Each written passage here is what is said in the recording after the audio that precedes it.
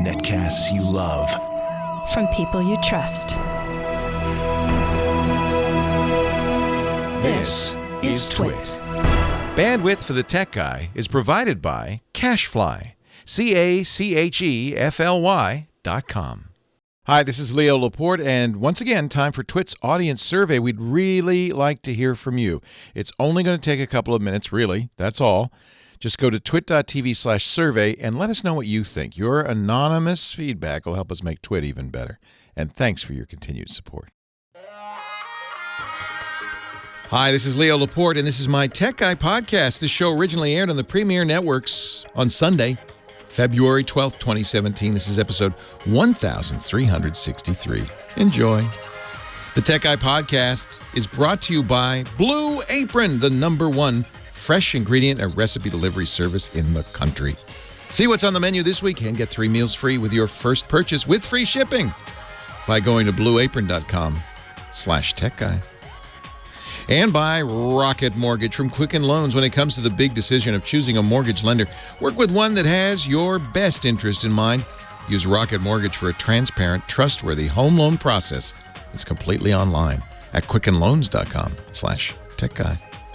And by 23andMe, a personalized genetic service based on your 23 pairs of chromosomes found right there in your DNA. For Valentine's Day this year, give that special person the gift of knowledge. Go to 23andme.com and get $20 off when you buy before Valentine's Day. Well, hey, how are you today? Leo Laporte here, the Tech Guy. Yeah. It's your worst nightmare, a geek with his own radio show. Whoever thought that was a good idea?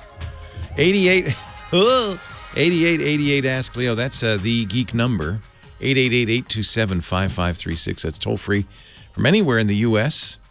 or Canada. Outside those areas, you can still call. You just use your Skype there and call us using Skype out. 888-827-5536. What do we talk about? Well, anything with a chip in it. So that would be computers, the internet. Does the internet have a chip in it? It's got a chip on its shoulder. I guess, whatever runs the internet has a chip in it. Anything you access the internet from has a chip in it. But the internet itself, what is the internet? It's a puffy little cloud.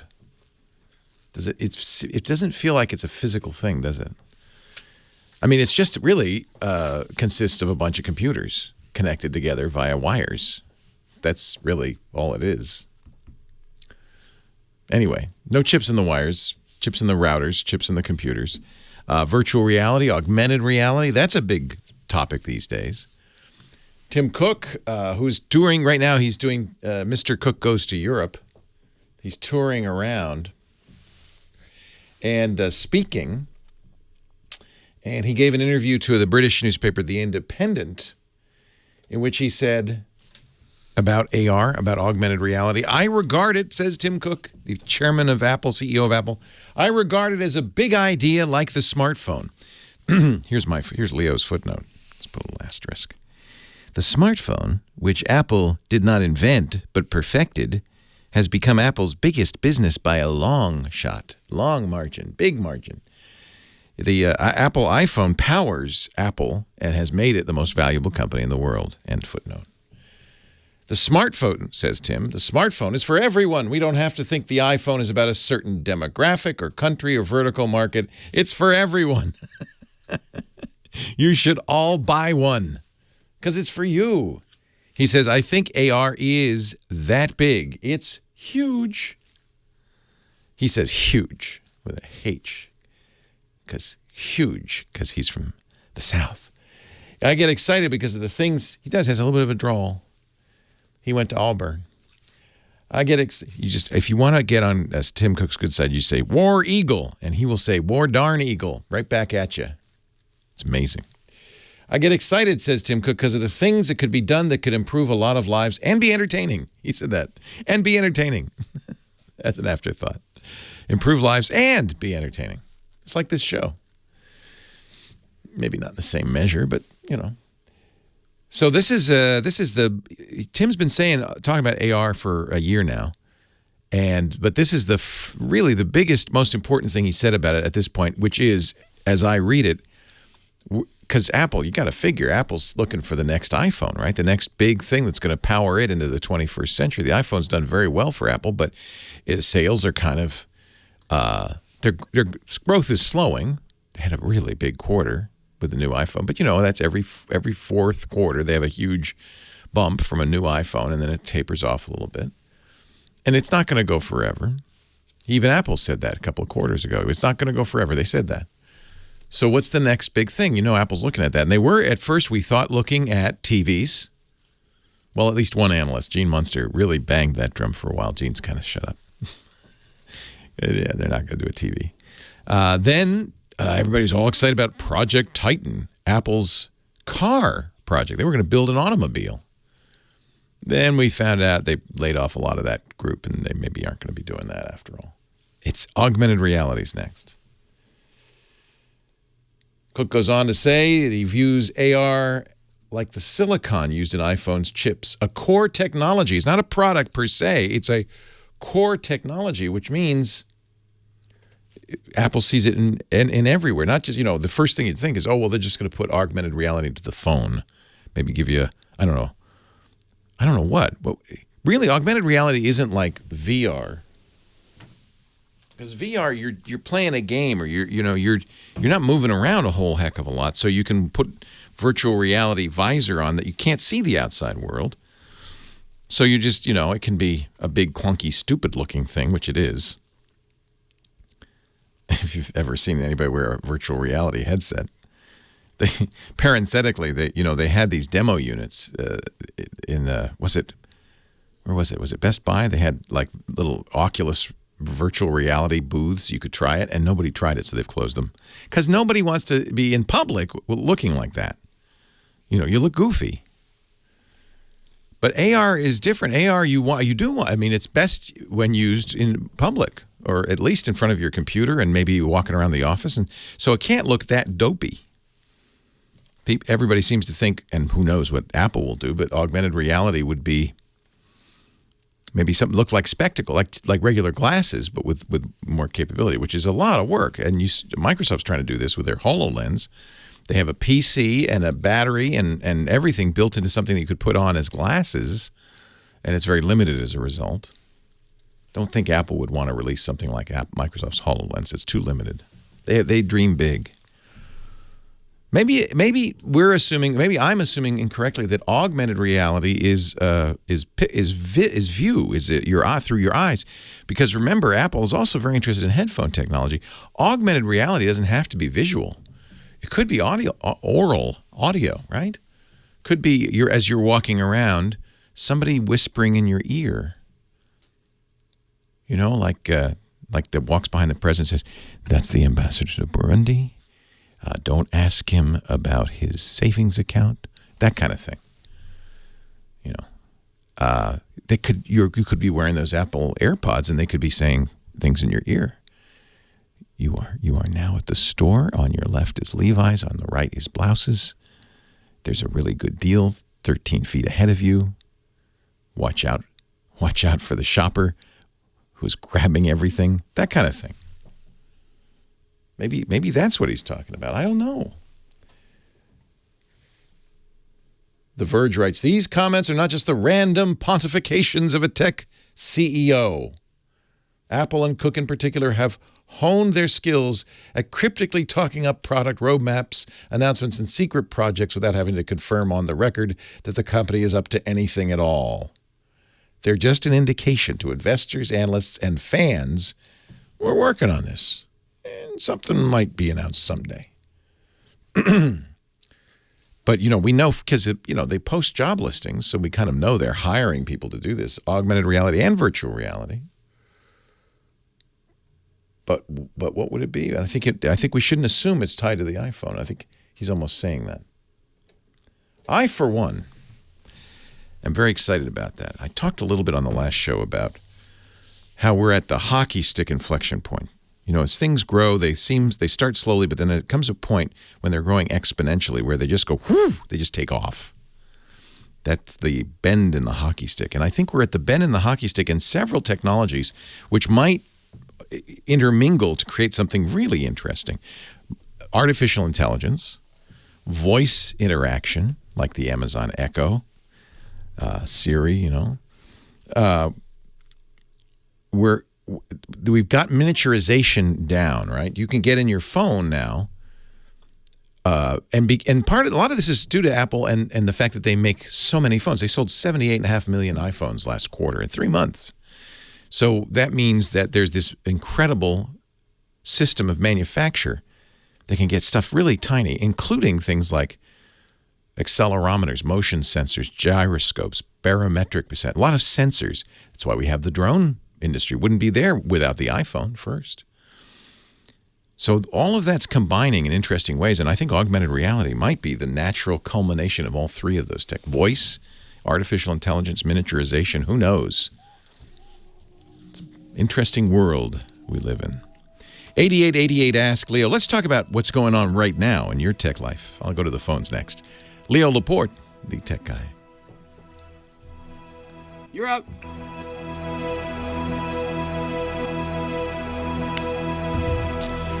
Oh, Al Jarreau passed. Love Al Jarreau. I have to listen to some Al Jarreau tonight. Leo Laporte, the tech guy. 8888 Ask Leo. That's the phone number. 888-827-5536. And who will be answering that phone? Well, I'll tell you right now. It'll be the lovely and talented Kim Schaffer, whom we have stuck into a booth for her own protection. The paparazzi are swarming outside. They are? Of course they are. I think I'll go find them. Paparazzi. Use a little of that right now. Hi, Kim. How are you? I'm well. Good. We have, do we have any, did anybody call? Second week in a row you're asking me that. Did anybody call? Sure. Yeah. It's like Veep, on that TV show on HBO. Every time she goes by her assistant, she says, "Did the president call?" And no, of course not. Anybody call? Did anybody call? Actually, we have some calls, I think. You have some calls, and coincidentally, the first one's name is Chip, and you were mentioning chips right at the beginning of the show. If it's got a chip in it. Yeah, and immediately the phone rang, and it was Chip. This is Chip. It's Chip. Chip in Philadelphia. Thank you, Kim. Hello, Chip in Philadelphia. Welcome. Hi, Leo. Hi. How are you? Welcome. Join the show. Good to have you. It's got a chip in it. The show has a chip in it now. What can we do for you? So must be my lucky day then. Yeah, I had this question before, and it was posted on there.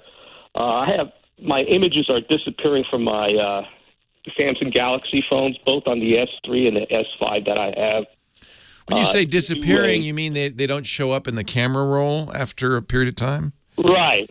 They don't show up. I shut my phone down every day in order to give it a rest, but when I turn it back on, sometimes it appears, sometimes it doesn't. Now, I deleted the no media file. I think you remember talking about this. So if you search in the Tech Guy forum, in quotes, no media, you'll find the discussion. And it worked for a while. You told me to update the phone. On my S5, I updated it. It came back, and then it disappeared again. So I don't know what's going on. The phone seems to have a life of its own. Yeah, so it's deleting photos. That's interesting. And you say they sometimes come back? Yeah, if I delete the no media file, it's like weird. I downloaded an app which located no media file. I deleted it. It all came back, and then it was gone again. And I used the same app again. It doesn't work. Are you using the Samsung Gallery app? The app that Samsung puts on there to look at photos? That's right. I'm looking at that. Yes. Okay. And do you have any other photo apps on there? Do you have the Google Photos app, for instance? No. Okay. Why don't you download? That's a better Photos app anyway. And one of the reasons I'd like you to use it, even on a Samsung phone, is it backs up to Google for free, all your pictures. So at least you'll know they're safe. It's just called Photos. It's in the Play Store. The reason I asked is because one of the things Photos will do, although you have to instruct it to do so, is clear up space on your storage by copying photos to the Google Cloud and then deleting them on the phone. That's one way that you can save space. Have you checked to see your free space on the phone? Yeah, I mean, I don't have an SD card in there, so it's probably storing and using up their space. But I still have plenty of space. Now it's doing that on the S3, but the S3 isn't that bad. I haven't updated the S3, but it's I don't have to delete the no media file every time I turn the phone on. Maybe it's doing that once a month, so I can live. Yeah, just so people listening understand what we're talking about, you can create a file called .no media and put it in any given folder, and then whatever is in that folder will no longer show up in the music folder, in the music, or in the photos. It's essentially saying here's a folder that contains stuff, but I don't want that stuff to be visible in my gallery application.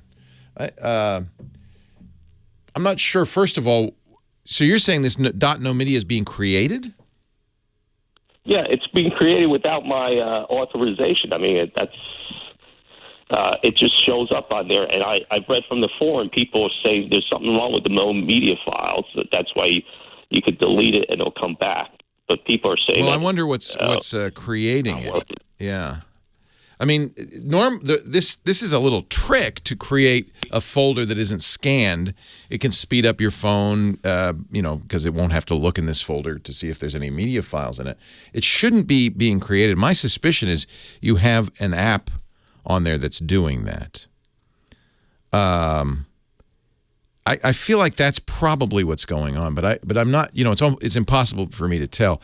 The best thing to do at this point, and it wouldn't be a bad idea to do this anyway, on both the 3 and the 5, would be to do a factory reset. Just wipe the phone and start over again.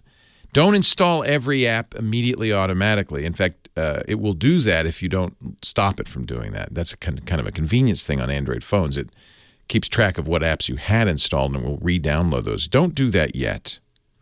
What I would suggest is that you wipe the phone, take some pictures, see if this behavior recurs.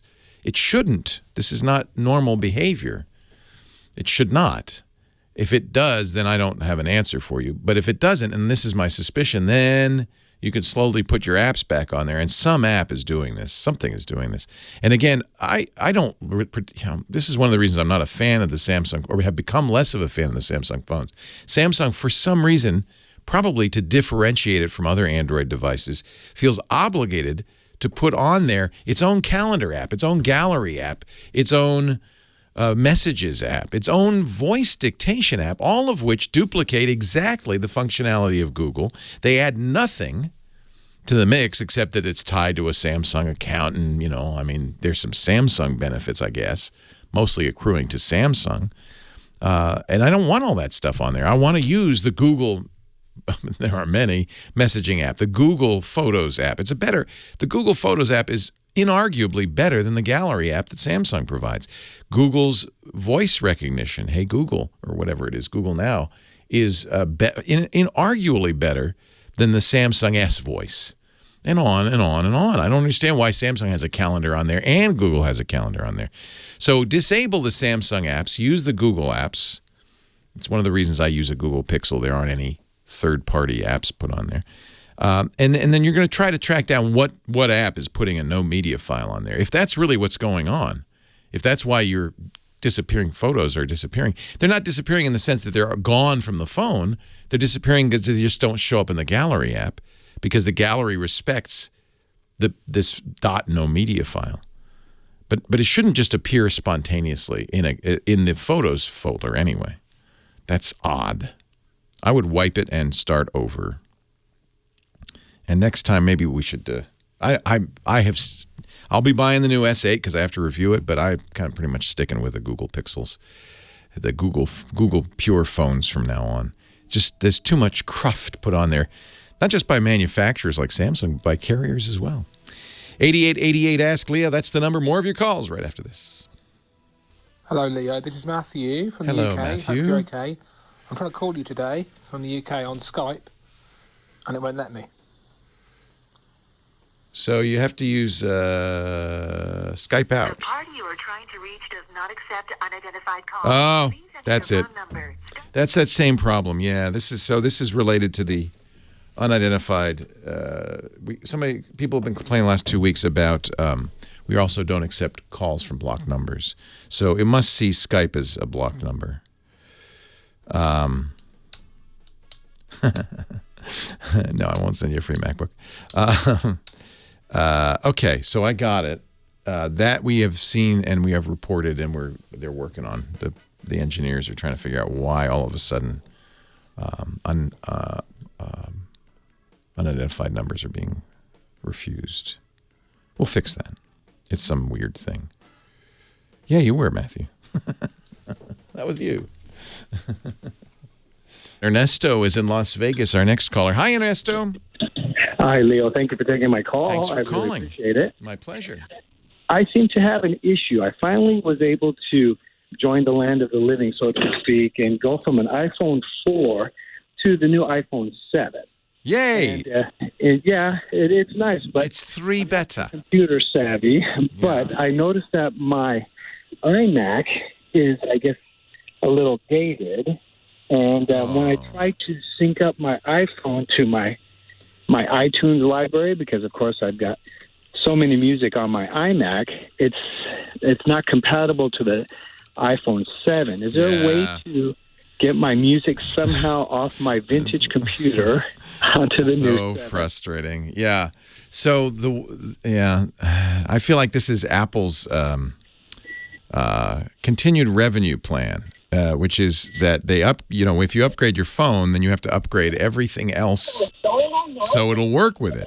You have to have a version, I can't remember if it's version 11 or version 12 of iTunes in order to connect to the phone, and you can't run version 12 of iTunes unless you have, I don't know the exact details, but probably something like Mountain Lion or Yosemite or later, and you can't run Yosemite on your computer because it's too old, so if you buy a new iPhone, you have to buy a new computer.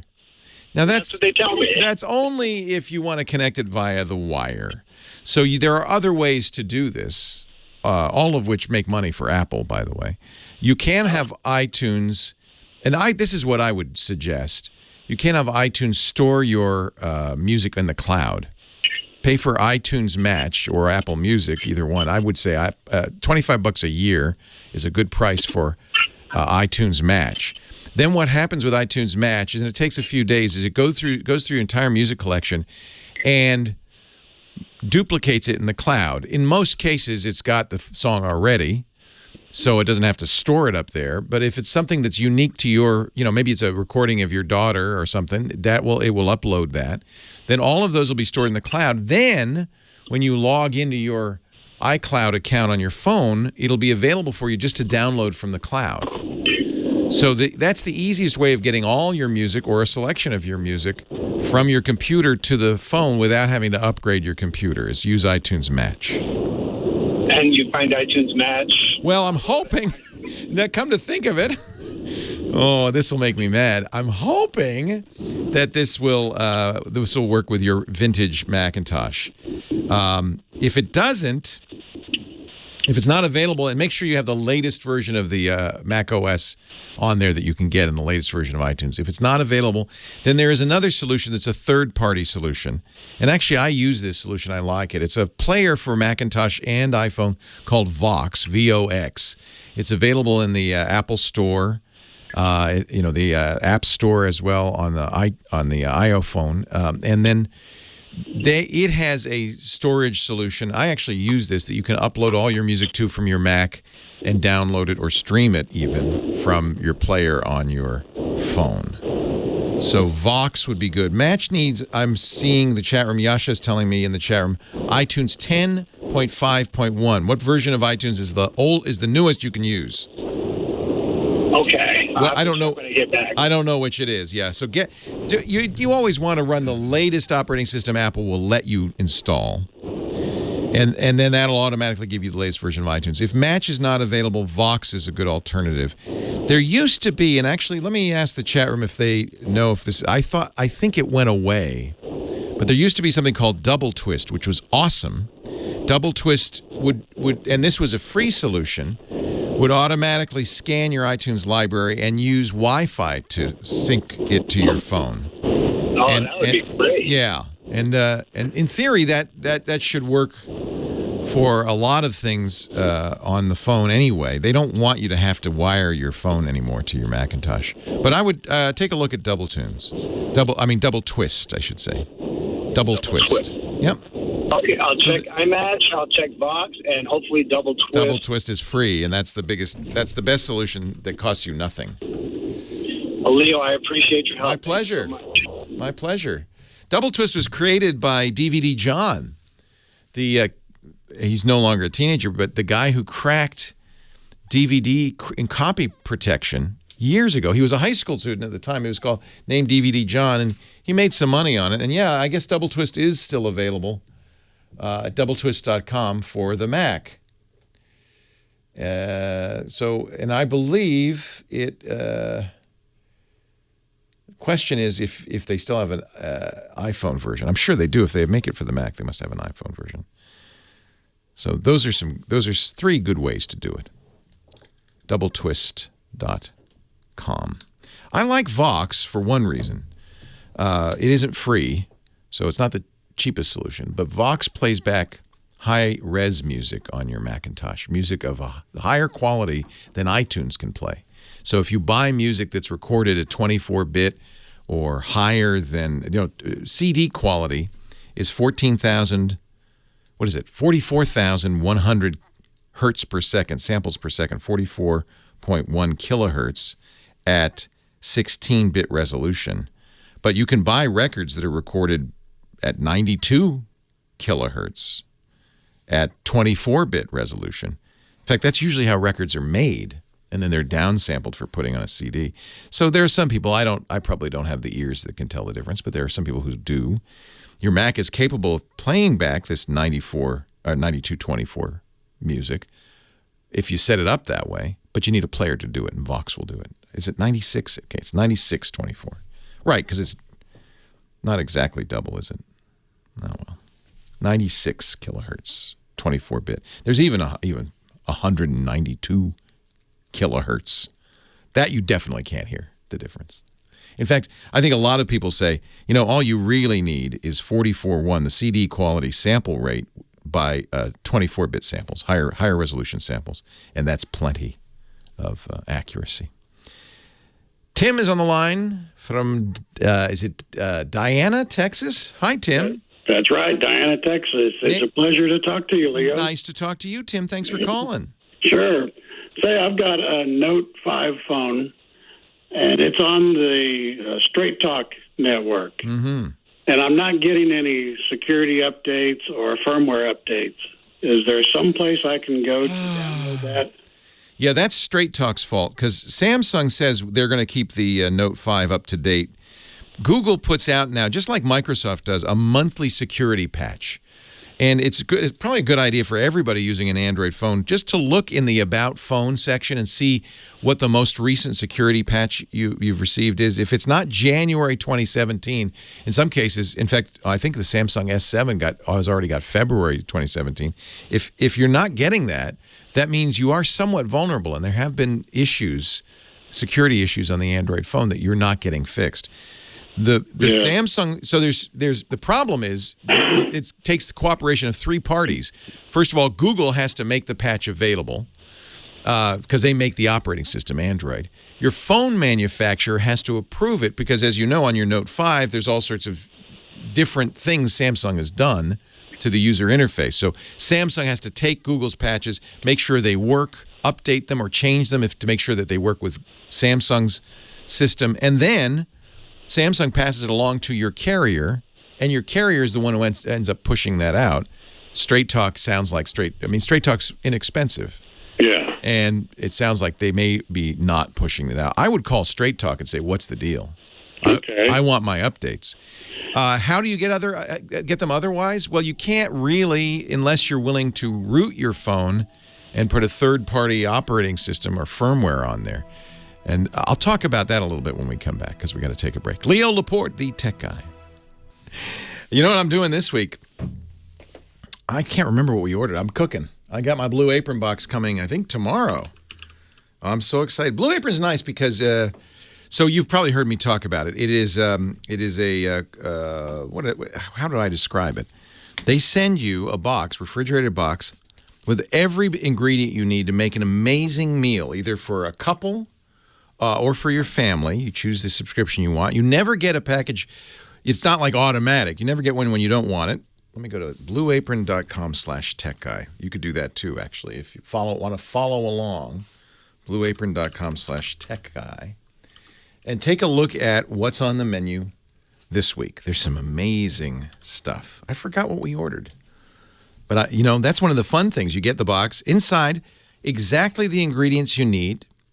No more, no less, to make an amazing meal. You see, they get little bottles there of soy sauce. You don't get a whole big bottle. You get exactly what you need. So there's no waste. They also give you a recipe card that tells you exactly how to cook this amazing meal. Everything is delicious inside. Fresh produce from local farms, seasonally, grown. You get meat with no added hormones, sustainably sourced seafood. And the price is right, too. It's less, not only less than a restaurant, of course, it's actually less than the grocery store because they don't have the overhead. And once you make one of these great Blue Apron meals, you can do it again and again. You go, oh, now I know how to do that. Kids will love it, too. They're really designed, Blue Apron is to build a community of home chefs, people who cook with their family. In fact, on average, according to research, families with Blue Apron cook together 3 times more often. Blue Apron delivers free to 99% of the continental United States. There's no weekly commitment. You get deliveries when you want them. You choose what you want from their menu, including dietary restrictions. Yes, they have vegetarian plans and, everything that you'd need. Udon noodle soup with miso and soft-boiled eggs. I don't even know what this is. Vadu van spiced vegetable fritters with lemon yogurt and butter lettuce salad. Roasted broccoli and fragola sarda with pepper and olive salsa. Those are vegetarian, but they also have lamb, beef, and mushroom stew and seared chicken and pearl couscous or tempura fried cod. That's the 2-person plan. The family plan for a family of 4 has more family-friendly ingredients, kid-friendly ingredients, and is just as delicious. You're going to love Blue Apron, and their freshness guarantee promises every ingredient in your delivery arrives ready to cook, or they will make it right. BlueApron.com/techguy. Get your first 3 meals free with your first purchase and free shipping by going to BlueApron.com/techguy. I'll take pictures of our box this week. Cashew chicken stir fry with tango mandarins and jasmine rice. Roasted pork with apple, walnut, and farro salad. Crispy barramundi fish with quinoa and roasted carrot salad. I mean, I'm talking good stuff. Delicious! BlueApron.com/techguy for your first 3 meals free with your purchase. Yes, I have the Beatles metal apple. I bought that because I wanted the 24-bit. It's 44.1 24-bit FLAC, and it does sound very good. I agree. I bought that. I actually bought it used because they don't sell it anymore, but I found a seller on eBay who was selling it for a decent amount of money. And you know what? I'm too old. I've realized, because I have a Pono player. I have all this high-quality stuff. I bought high-res sounds. I can't tell the difference. No, I did not. I watched A Hard Day's Night last night. It was on Turner Classic Movies. It was really fun. I love that movie. That was 64. It was before they really were as big as they were going to get. In fact, I think in some ways it was aspirational. Like they wanted to be that big. Have you seen 8 Days a Week? I haven't seen that yet. I am a bit of a Beatles fan. Last year I read Tune In, the new Beatles biography.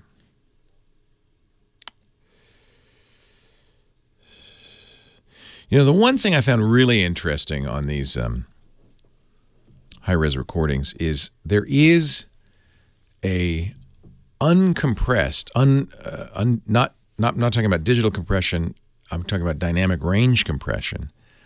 There is a very low or uncompressed version of Band on the Run available.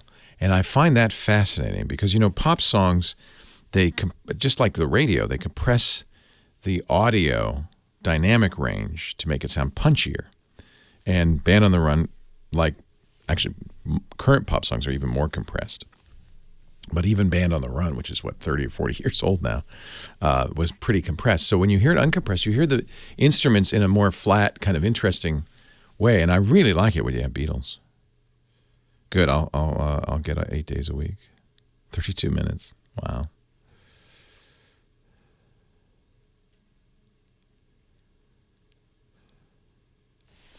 Yeah. Yeah, I think the Beatles, the metal Apple, the FLAC versions. So there's some debate when the Beatles were when the music was remastered from the tapes, at what quality it was remastered. And so no one knows, but the highest quality it's ever been sold commercially is 124-bit. So those are the ones I bought. I can't tell the difference. And then there's more to talk about. Yeah, that's it. Uncompressed. Yep, that's where I got it, HD Tracks. It's kind of interesting. I enjoy listening to it. It sounds different. It sounds very different. But you hear the instruments much more, naturally.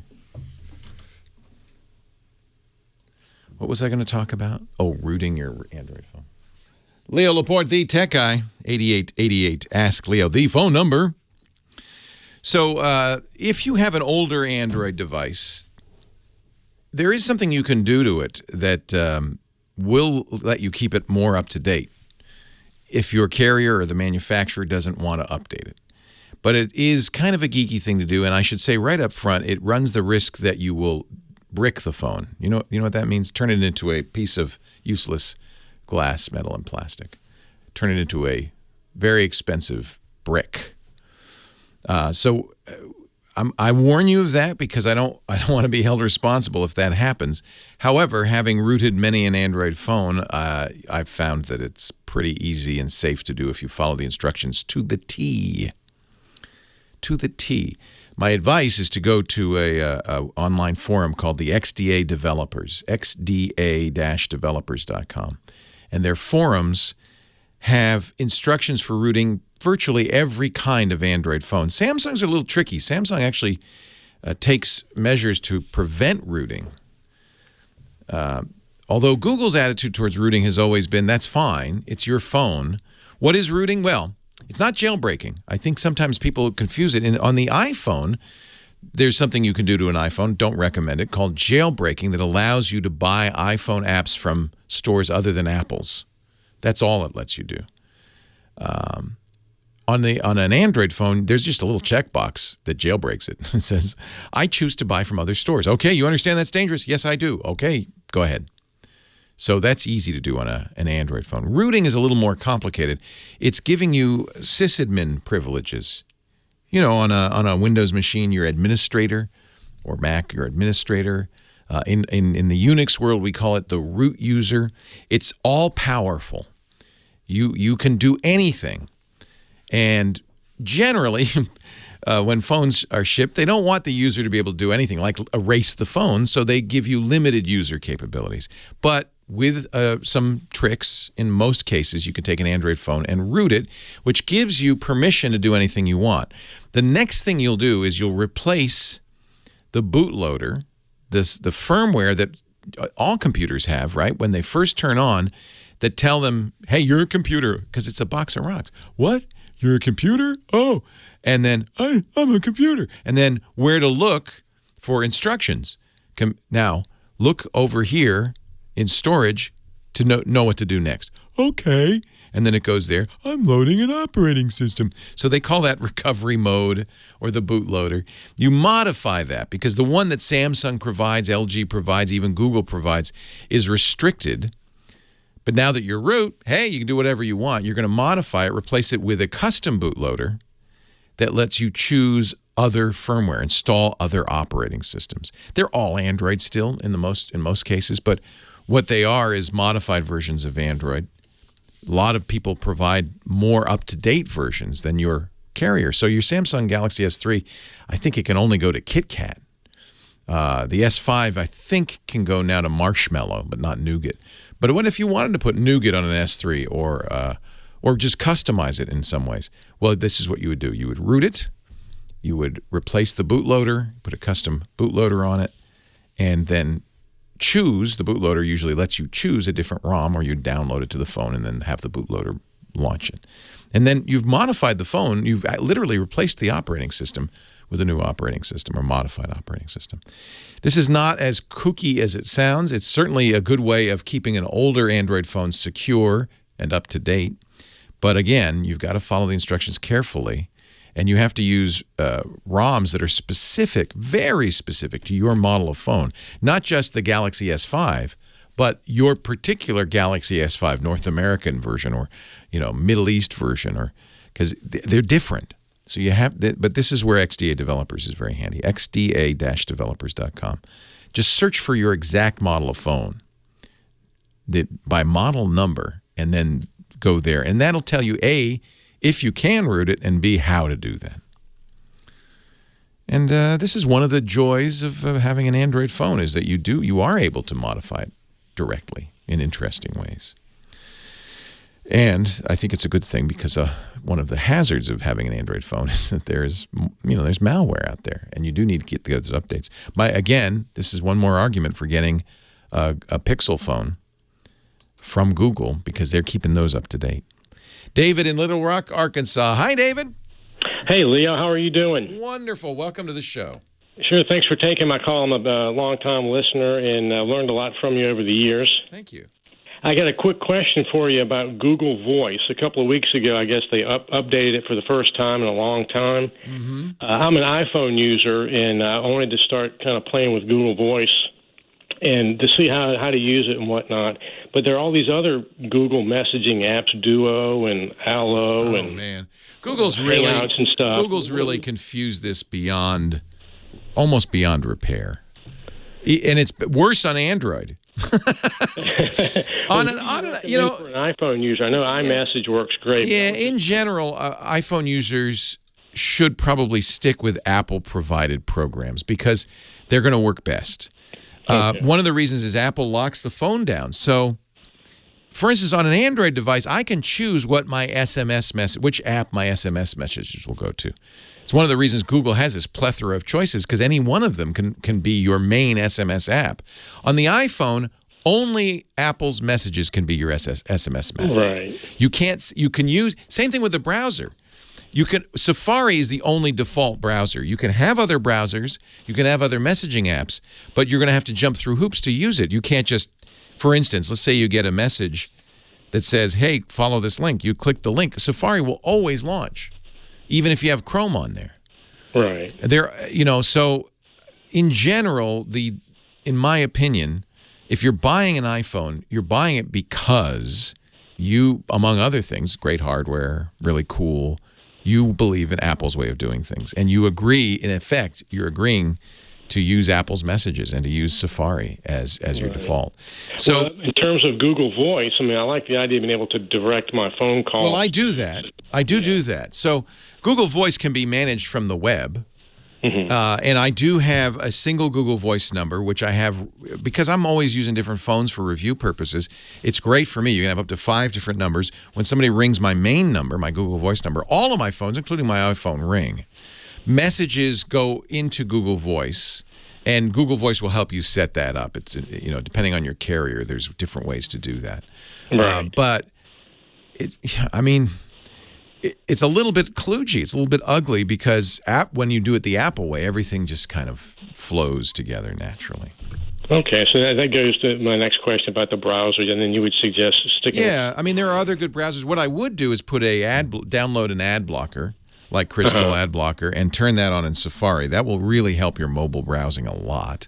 But I don't think there's a better browser any more than there's a better messaging app. A lot of people use WhatsApp, for instance, on iPhone.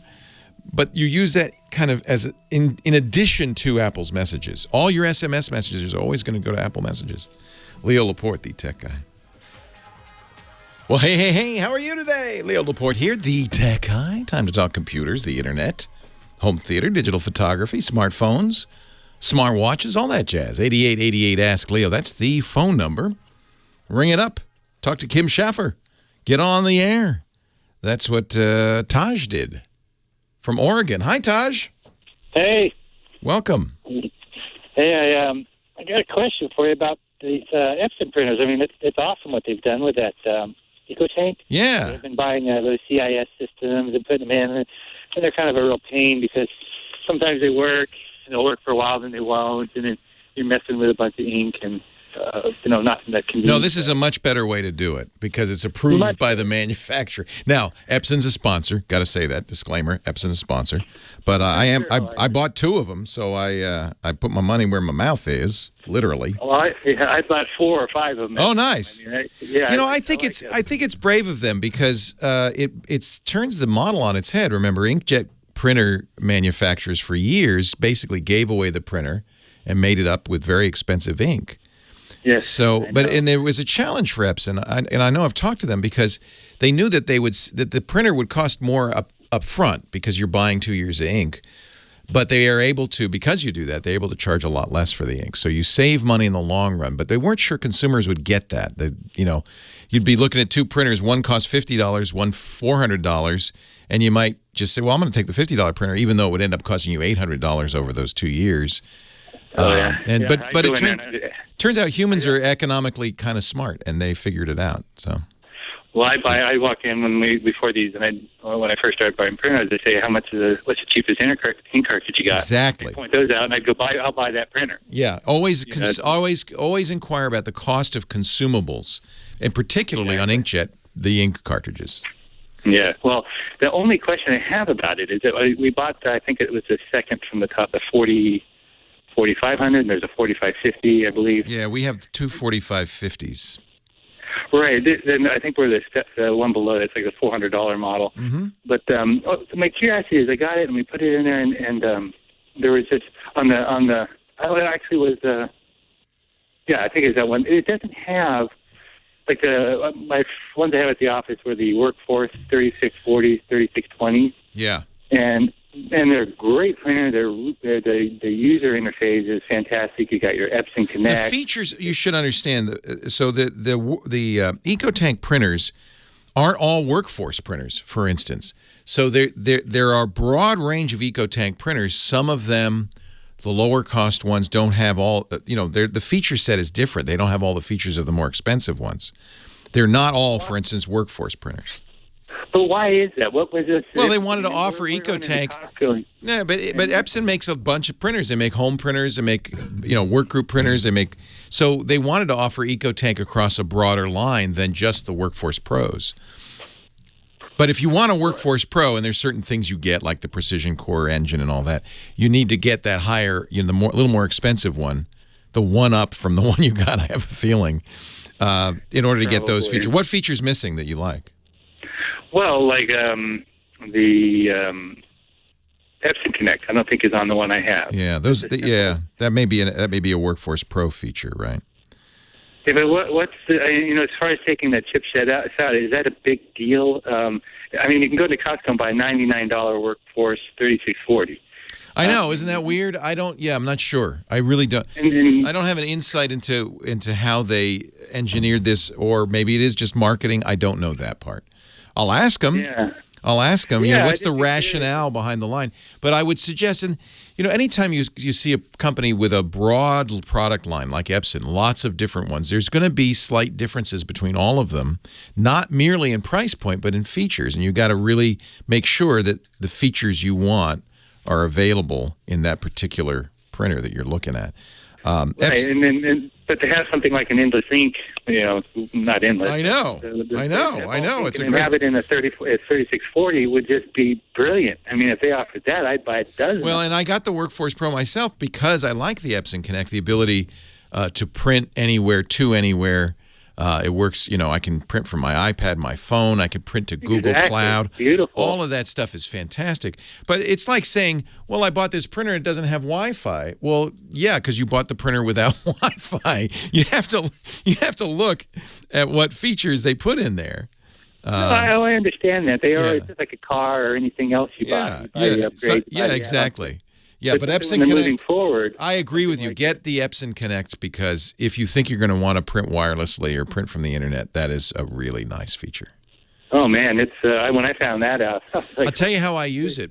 I love it that I can scan to the cloud. So a lot of times, I rarely scan documents unless somebody says, I need a copy of that paper. But so what I can do with the 4550 is I put it, it has a scanner, I put the thing in scanner. Instead of scanning it to my computer and let it take up space there, I'm sharing it. So I scan it to the cloud, I get that link, and then I have it shared instantly. And it's really, for me, it's a better way to do it. So but some people don't want that. And they don't want to pay for that, right? So but $99 for what has it all. Well, that's an interesting question. That's the only thing that kind of perplexed me about the whole thing. When I went and started looking at it, I was like, wow, I have one of the top-of-the-line workforce. Oh, yeah, I know. I see what you're saying. Why is that not included? Well, yeah, that's a good question. I don't know. I was just curious if you had something, or maybe you can just, maybe they're listening, or maybe you can drop it. They are listening. Hey. They're listening right now because you said the word Epson. I guarantee you they're listening with eagle ears to hear what you say. They're very, you know what? Like like anybody who's really a good business in the consumer and dealing with consumers, you got to listen to your customers and respond to them. I don't think the EcoTank would exist if it weren't for customers saying we want continuous ink, and they probably went out and they looked and they saw people like you buying these third-party continuous ink supplies. And it gets all over the place. It's a mess. And saying, well, it's a mess, and it doesn't print the same as their cartridges do. I've noticed a huge difference. With the EcoTank is a fantastic printer. Yeah. But when you put a CIS system in a high-end Epson, it's just not near the quality. So this was smart. Epson said, well, clearly there's a market. People are doing this at great expense. Although in the long run, again, it's expensive up front, but then it's cheap in the long run. We should probably make that available on some. And they don't, by the way, not all printers are EcoTank. They still make plenty of printers that aren't. They have plenty. Oh, yeah, I noticed that. Yeah. So it's, they're just trying to serve every, conceivable market, or every market that would be a good market for them. And I think this was, independent of them buying advertising, I pat them on the back for this. I think that's really showing that they did listen to customers and they're trying to give customers something they want. I know a lot of photographers used continuous ink systems on their Epsons for years because they printed so many photographic prints. It was a good way for them to save money. But I think you can buy 4 gallons of ink. Yeah. Ink costs more than blood. For some, not for Epson, but for some of these other guys, it literally, you could buy a pint of blood for less than a pint of inkjet ink. I know. That's crazy. Well, it depends if you're going with a dye or a pigment. You can buy the dyes and you can buy the pigment. Right. You can't mix them. Anyway, I'm sorry that you didn't get what you want, but if it's not too late, turn it back in and get the one you want, because I agree, Epson Connect is a very you get an email address that you can mail documents to. You can. It's just, there's some really nice features to it. I think it's really cool. And again, I'll say it again because we try really hard not to confuse advertising with editorial content. And so I'll say it again, Epson is an advertiser. We are grateful to them for being an advertiser. But from an editorial point of view, I don't take that into account. And what I'm saying is my own personal opinion, independent of that. It's hard to separate those two sometimes, but I do my best because I think you deserve, frankly, my objective point of view. It's one of the reasons we do turn down a lot of advertisers. I won't do advertisements for a lot of companies because I don't feel like I can do an ad for the company and then be honest with you, right? It's one of the reasons I like Epson as an advertiser. Long-time user. 8888 Ask Leo, the phone number. Let's hear from you. Leo Laporte, the tech guy. Leo Laporte, the tech guy, 8888 Ask Leo, the phone number. We're talking about computers and technology and the changing world all around us. And Jay's on the line from Providence, North Carolina. And I thought we'd talk to him right now. Hi, Jay. Hey, Leo, I was just wondering, what are some low-cost routers I can use only as hardware firewalls? So you want a portable router, a travel router? It doesn't really matter. I got mostly desktop stuff going on. Okay, you want to use it at home. Yeah. Yeah. So my friend Steve Gibson is really a fan of a router from Ubiquiti that is super powerful and super flexible. It's only $50. So now $50 is normally, a Linksys router, for instance, is $50 or $40. That's kind of considered a really cheapy But this, what is it called? I can never remember. Edge router, that's it. The Edge router from Ubiquiti. And they make several of these, but you can find them on Amazon. Now, it's not Wi-Fi. Did you want Wi-Fi? No, it doesn't matter. Yeah, this is, if you're doing wired, this is definitely the way to go. It's the Ubiquiti Edge Router X. And I think that's a 4-porter. They have 8 and more ports if you need it, or you could just buy an inexpensive switch and use the 4-port. But it's configurable. Now, you got to be a geek because you're using the web interface to configure it, and it is very, sophisticated. He recommends it because, he has this crazy idea. Actually, it's not so crazy. But that your Internet of Things devices are real security risks, and some of them really are, because not merely that some bad guy can log into them and use them against you, but that they are a gateway into your network. And so his suggestion, if you're going to put all sorts of devices on your internet, is that you isolate them. You put them on an isolated network. And normally that would take not 1, not 2, but 3 different routers in a very complicated setup to have a separate, virtual LAN for your IoT devices. But you could do that all with Ubiquiti Edge Router X in software. It allows you to set up VLANs. It's very sophisticated. So if you're looking for something super powerful that provides, absolutely a firewall, it's got, I believe, I remember Steve saying it has an actual firewall, a stateful packet inspection firewall built into it. This is a very good choice. And speaking of Internet of Things, you wouldn't happen to know if they make any kind of open source firmware for dash cams, will you? Open source firmware for dash cams. Does not ring a bell, but maybe somebody in the chat room does. So you have a camera and you want to kind of make your own?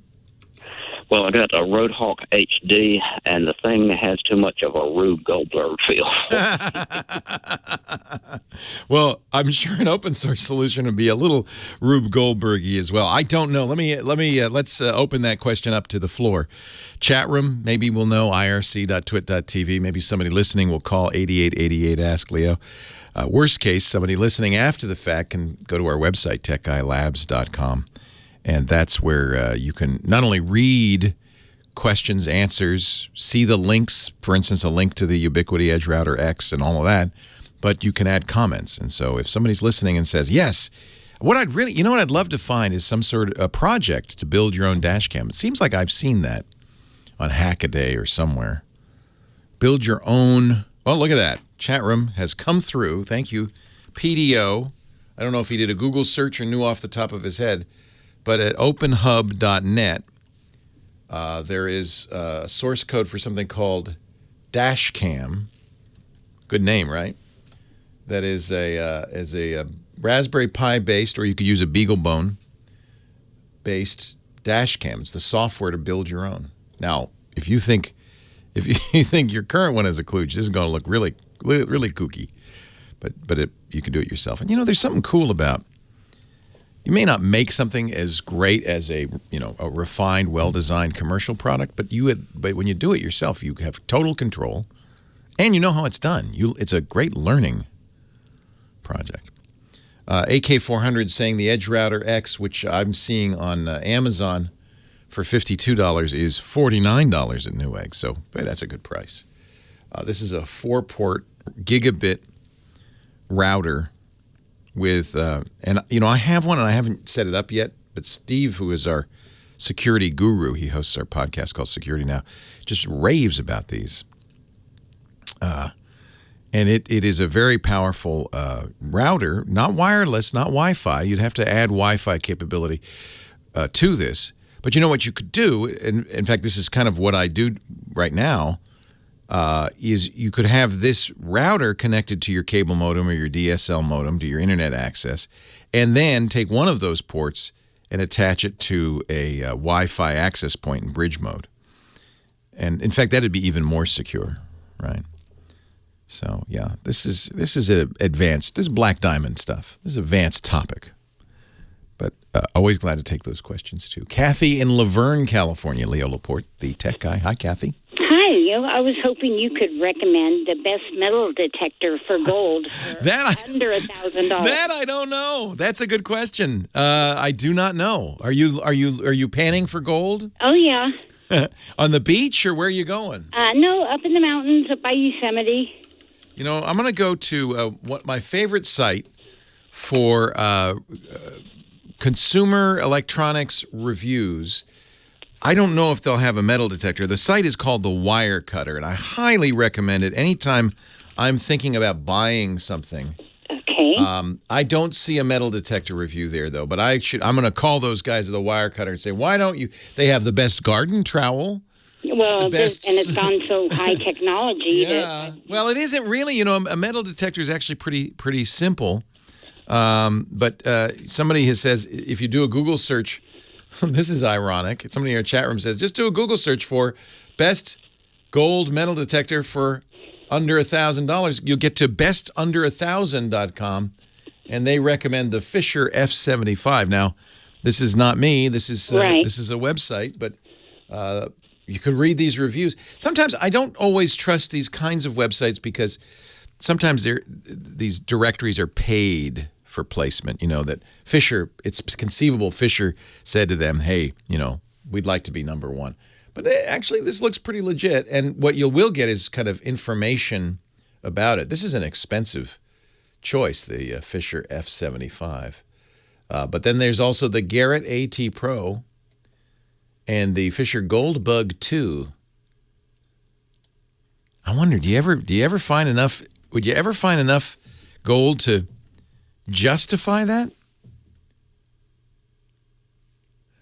I mean, I guess that's the thought, right? I'm going to spend $1,000 for this, but I'm going to find $2,000 in gold. I don't know. We got gold coming up. Solid gold from Chris Marquardt. He's our photo guy. He'll be joining us in just a bit with some digital photography tips just for you. And we'll take more of your calls, too. 8888 Ask Leo. 888-827-5536. Leo Laporte, the tech guy. Our show today brought to you by Rocket Mortgage. You love Rocket Mortgage, don't you? If you're in the market for buying or refining, Rocket Mortgage is such a boon. From the best lenders in the country, Quicken Loans. They decided, hey, we're Quicken Loans. We can do something no one else can do. We can make an online product, a loan approval process that is entirely online, so that people don't have to come in. They don't have to bring paperwork. They could do it all online. And Rocket Mortgage was born. I like going to the website on Rocket Mortgage. Let me refresh the page so you can see it. The rocket launches. There it is. Whoa! Boom! I'm sorry. I'm easily amused. But I have to say, it's about time there was a way to get a loan. Last time we bought a house about 3 years ago, it took us 6 weeks, lots of paperwork, lots of trips to the loan office. We ended up going on vacation and still having to fax them stuff. It was crazy. When it comes to the decision of choosing a mortgage lender, that's a big decision. You want to work with someone you can trust, someone who has your best interests in mind. And with Rocket Mortgage, you're going to get a transparent online process that gives you the confidence to make an informed decision. Because it's computers, it's fast, it's easy. You can literally do it from the comfort of your couch on your phone or your tablet. And you have sliders. You have functionality that you just can't get on paper. You can adjust the rate and length of your loan in real time. Make sure you get the solution just right for you. Whether you're looking to buy or refi, you can get a custom mortgage solution in minutes with Rocket Mortgage from Quicken Loans. Visit quickenloans.com/techguy. Equal housing lender licensed in all 50 states. NMLS consumeraccess.org, number 3030. I love this. You got the video on here. There's a couple's at an open house, and they literally apply for the loan online at Rocket Mortgage at quickenloans.com/techguy. And can show the realtor the approval. Hey, I like this open house. Are you doing that today? Big open house day, right? I like this place. Maybe we should buy this. Well, let me just show them. We're approved in minutes. Visit quickenloans.com/techguy. Rocket Mortgage. We thank them and Quicken Loans for their support of the Tech Guy Show. What are we doing today, Mr. Marquardt? And talking about shooting people. Okay, I wish I'd known that. That would have been a great photographing tease. People. Yeah, Mark.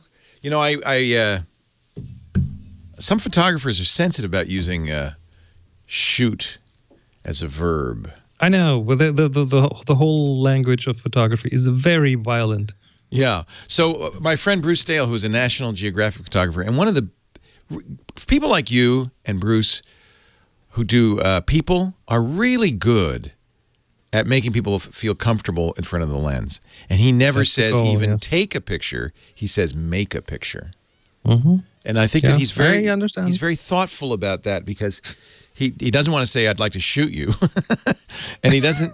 But he also doesn't say I'd like to take a picture because that implies taking something. He says I'd like to, you know. Yeah, kind of depends on who you have in front of the camera. Right. I mean, there are certain people who can easily take that, and who you can make fun about that with. Yeah. But I try to sense out. I try to feel out what people are like and what they will find okay and what they won't. But yeah, making a picture, I think that's a very good way to put Isn't it. that sweet? Bruce is so amazing. He was on that Tasmania photography adventure I did with Mikkel Olin, and I learned so much from him, watching him work. I'll never forget we went out to this lake. He told me to get all this really right stuff, which I did. I got a really right stuff. I didn't know there's a standard called ARCA for this. ARCA Swiss. Yep. Yeah. So the connectors on the Peak Design bag are ARCA compatible. So the really right stuff plate that I got so that I could quickly get it on my monopod or my tripod is compatible. So I can slide that in because it's ARCA compatible. And in fact, the Peak Design say a lot of people with ARCA, there's a lot of slop. They say, but you could trust really right stuff because they're very carefully. Well, and the thing is, the ARCA stuff doesn't have to be too close in the tolerances because the way you connect them is usually you have a screw or a lever that kind of puts these two parts really close together, and there's quite a bit of weight in there. You know, the whole point on this Peak Design is it's like you click your 5D Mark IV into this thing and you're carrying it like that. I really don't want to do that. That makes you look like a cowboy. Yeah, and it's dangerous. Yeehaw! All you have to do is whack something with the lens and you got $1,000 down. Yeah. Well, I'm preparing for, but we talked about this last week, too much gear. So I get this R-strap double thing that has two straps, one left, one right, and you have the camera, two cameras dangling on both sides. So, it's got to be, I know. I'm not going to do this at home. I will do this while in Russia. But you want to look like, you're really serious when you're on the, It's not about the look. It's actually about the comfort, It's about the accessibility. I like slings, and that's why I like the R-strap. Because I like having the camera on my hip and being able to pull it up like that is really a great way to go. When I only have one camera? Yeah. Sorry, when I have only one camera with me, I have it in my hand. I don't really have much of a strap on it, or a shoulder strap and like this. But I don't. But you wear them around your neck, especially these DSLRs, and you're gonna have bad back pain, and neck pain. Yeah. I'm very prone to that, so it doesn't really work for me. All right, be with you in 30 seconds. Absolutely. That magic music means once again, it's time for Chris Marquardt, Photo Man, our digital photography guru, host of the Tips from the Top Floor podcast, a leader of many a wonderful workshop in photography, which you can find at discoverthetopfloor.com, and he joins us every week to help us get better images. You're about to go to Siberia. Wow. I'm impressed. Uh-oh. Did I lose your audio? Chris, did you mute yourself? Oh. Hello? Oh, I was just talking to him a second ago in the break. Let's see. They're messing with buttons in the control room. Oh, including hanging up on him. Chris this week wants to talk about shooting people. Maybe that's why. No. There. Talk to me. I don't know why. Well, this sound works, but it sounds horrible. Yeah, that's your laptop. You sound like you're a mile away. Yeah. I know. I don't know what happened. We had a nice connection. We were having. Why is it the tech guy has more tech difficulties than anybody else? You know what? I'll tell you why. Because we try things no one else would dare try. We're talking to Chris via Skype in Germany. of all. Should we try again in a few minutes? Yeah, you want to call back and we'll figure it out. All right. Meanwhile, I'll take another call. That's easy to do. And Chris will come back and tell us about shooting people. Actually, we were talking before the break, or during the break, I should say, before we put him on the air and his microphone didn't work, about how I know photographers don't like to say, I'm going to shoot pictures. It sounds violent. So I know photographers who say, I'm going to take pictures. And then I have a friend who's a National Geographic photographer and one of the best photographers that I've ever seen for working with people, you know. Not models, but just people on the street, you know, saying, hey, would you mind? And he says, make a picture. He said, would you mind if I make a picture? Oh, that's really great. And he really knows how, his name is Bruce Staley, really knows how to work with them. So I'm going to try to say, instead of shooting a picture, I'm going to say make a picture. Create a photograph. Create sounds a little bit highfalutin too. Let's go back to the phones. We're working on getting Chris back. Meanwhile, Kurt's on the line from Calabasas, California. Hi, Kurt. Hi, Leo. How are you? I am well. How are you? I'm doing very well. I really enjoy your show and even try to get my 16-year-old twin boys to listen upon occasion. Are they geeky? Are they interested in this stuff? It's hard to tell. It's that transition age, so we keep working on it. You know, we have a 14-year-old, and he really likes to play video games. He likes to do stuff with computers, but I'm really trying to transition him to creating stuff as opposed to consuming stuff. I'm sure you're in the same boat where, you know, it'd be great, boy, for these kids to know how to use this stuff at a higher level, you know? Yeah, that's for sure. Yeah. Anyway, what can I do for you? Well, I have a MacBook Pro, Retina 13, which is a late 2013 model. I guess Kim has the same model. Nice, very nice laptop. 2.4 gigahertz i5 running Mavericks. So two questions. One is, first of all, the RAM memory usage has increased over time. I do use the computer a lot more, but it seems to be worse when running certain websites, probably, you know, tied to Firefox. But how much RAM is on that thing? How much RAM is on it? 8 gigabytes. Yeah, that should be enough. So people sometimes pay too much attention to things like this. Like you're obviously watching some sort of resource monitor saying, well, how much RAM is being used? And a good operating system, a well-designed operating system, will use all the RAM and then release it when it's needed by other processes. You know, why would you want 2 gigs of RAM just sitting there not doing anything? You've got it, use it. So I wouldn't worry too much about how much RAM is being used. On the other hand, if you notice you're loading a photo or an application and things get really sluggish, that's when you start to worry. And that sort of has been the case. Okay. Using the internet, I would see, oh gosh, we're down to like 10 megabytes. And then but that's what's you're talking about RAM, not storage, right? Not disk storage, but actual physical memory. That's correct. Yeah, don't worry about it. Okay. A well-designed operating system has, and OS X is a very well-designed operating system, has a memory manager that's independent of the applications as part of the operating system, and it kind of acts as a train conductor, making sure. But you want to use all the resources you have. Programs running out of RAM obviously run much faster than if they're running off disk. But the way it's handled in a modern operating system is programs will allocate memory, and at some point, if the memory manager, the conductor, sees other programs needing memory, or worse, instead of using RAM, starting to use disk storage in the same way, which really slows things down, they'll say, look, you got to use less memory. Chrome, for instance, are you using Chrome instead of Safari? No, it would be Firefox for the most part. Oh, Firefox is notorious for being a RAM hog. Yes. So using Safari might help in that situation, but I don't see a problem with Firefox using RAM unless it doesn't release it when another program needs it.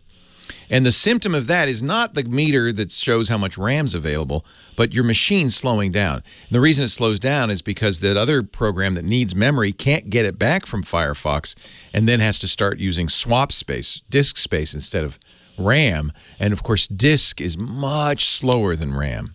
Yes.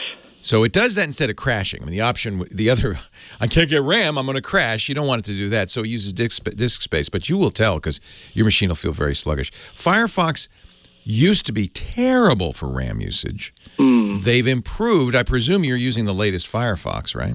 I believe so. Yeah. It was my impression. I actually prefer to use Chrome or Safari on the Mac, but it was my impression that Firefox had fixed its bad ways and was being much less RAM, hoggy. But maybe it is still piggy, and if it is, switch to a different browser. That's an option. Yeah. There's nothing that Firefox does really that you can't do on other browsers, right? Is there anything that you have to have Firefox for? No, I don't believe so. Yeah. The second question... Also, by the way, and Emily the Strange is saying this in our chat room, which is absolutely true, if you've got extensions running, you might want to check those. Sometimes they can be the hogs, right? Yes. Yeah. I would say for the best browser on Macintosh for battery and RAM usage, for resource usage, is Apple's own Safari. It's really tuned for Mac OS. All right, that's good to know. The second question has to do with upgrading this machine to Sierra. I've talked to many people at Apple. Most of them say, hey, if it works, don't do it. But, for example, I can't upgrade Microsoft anymore because it wants to use the latest operating. So Apple will only let you go as far as they think is appropriate. So don't force it, but if it will upgrade, if it offers that upgrade and you can do it, then do it. Is it such, though, that as years have gone past, say, like Windows systems, as they introduced new operating systems, they used more and more of the machine, and it kind of required... No, that's true, but they won't let you upgrade if your machine is not capable. Right, but it still should run just as fast? Yeah, sometimes faster. Huh. Because they sometimes improve things as well. You know what would really speed up your machine? If you're experiencing sluggishness, and that is not an old machine in the scheme of things. That is a fast machine. It could be the hard drive itself. Now, it's an SSD, isn't it? Yes, it is. All right. So it's less likely a problem, but sometimes hard drives, if they get flaky, what happens is you're trying to read a file, and instead of reading it right away, it says nope, and it tries 2 or 3 times. If that happens enough, your whole system feels really slow, and that's not unusual. And spinning hard drives is more common than in SSDs. SSDs, either the cell works or it doesn't work generally, so you don't see these kinds of slowdowns so much with SSDs. But just in case, if you do decide to upgrade, do a clean install. Wipe the disk, back up your data, get your install disks together, wipe the disk, and reinstall everything. Almost always that speeds things up, even on a Macintosh. Is there a way to make a full backup of what I have in case I want to go back to it? Like every Mac user should have a program called Super Duper. It will make, on an external drive, a identical, bootable backup of your system. In fact, I keep that running all the time. Always a good thing to have. All right, we're going to get Chris Marquardt on in just a minute. Leo Laporte, the tech guy. You're out. Can you hear me, Chris? It seems to be Skype. Oh, I hate Skype. It's been doing this lately, and nothing else. The sound just drops out without any indication. Just goes away. And even in the settings in Skype are correct? Of course, everything's fine. Actually, I reinstalled my entire computer a few days ago. It's a brand new machine, pretty much, including a fresh download of Skype and everything. And Skype just updated itself again, even though I told it not to. Well, I think we do want the latest version. I mean, which is fine, but the sound just cuts out. Nothing else on my system does that. I do a lot of recordings and stuff, and the sound always is on. Initially, I thought it's the audio interface, but I'm pretty sure it's Skype. Well, that's frustrating.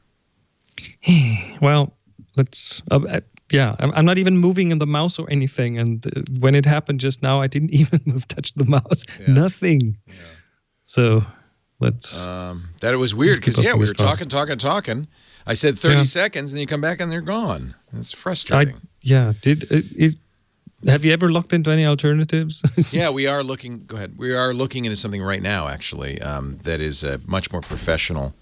Anything WebRTC based or SIP video? WebRTC is bad. We're not going to go to WebRTC. It's very low quality. But there is a thing that uses commercial Comrex codecs. It's not free, but we'd pay for it for you.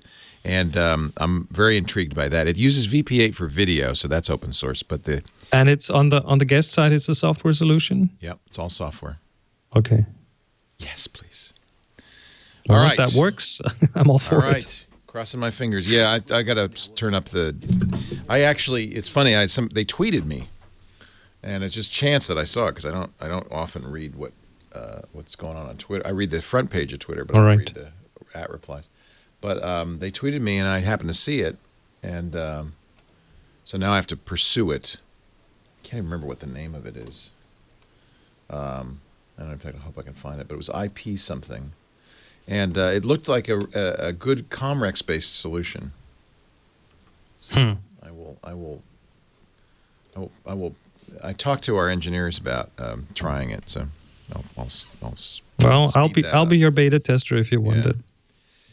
Yeah, that was Bruce Dale's homepage. It was brucedale.com. If you want to see his equipment stuff. Oh yeah. Mm-hmm. Yeah, he's got some. Been there before. Yeah, Bruce he's just a sweetheart too.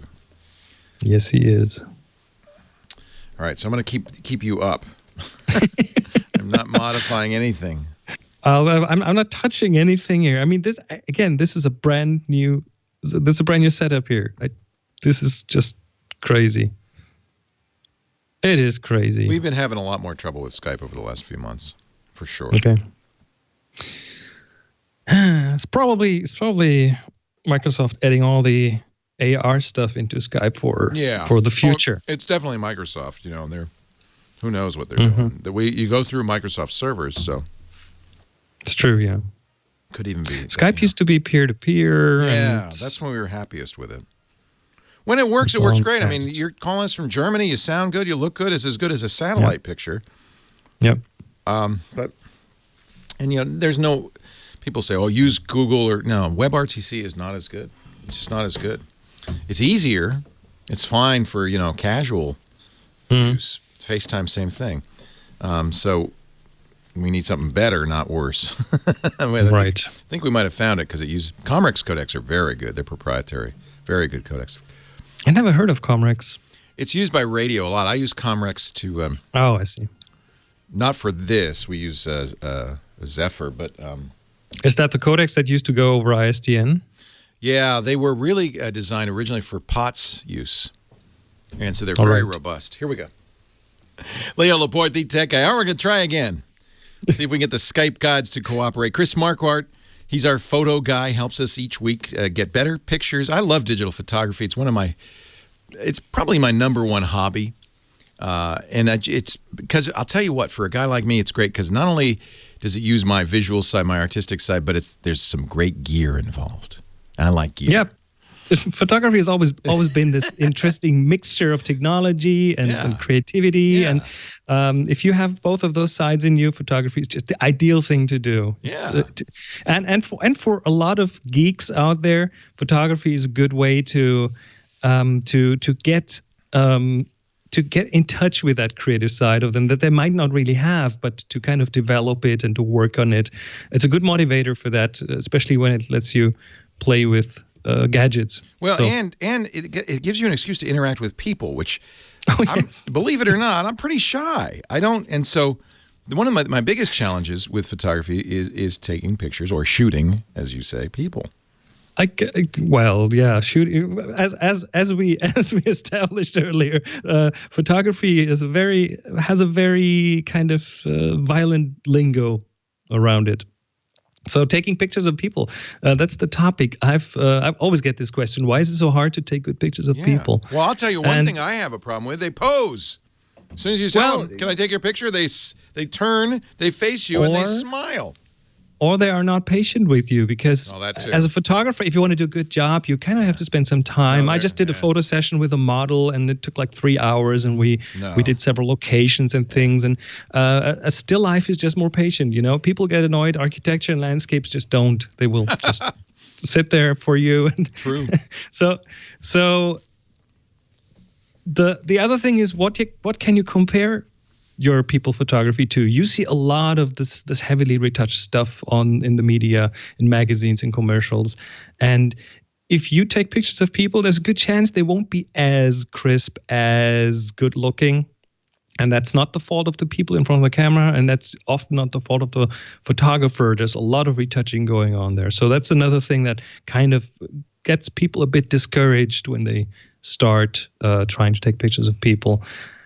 another reason why it's so hard to take good pictures of people is that as a photographer, you're often intimidated to enter someone else's kind of personal space, you know. I mean, just next time you're in an elevator, try to look in another passenger in the eye.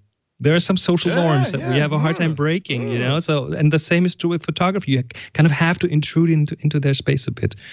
And then often I see people not taking enough time, because you have to take time. You have to develop kind of a feeling for what the other person is like. And when I do a photo session with someone, I always ask them, is there anything you don't like about yourself, or anything you especially like about yourself? And then you will hear interesting things. I mean, most people don't like their chin, for example.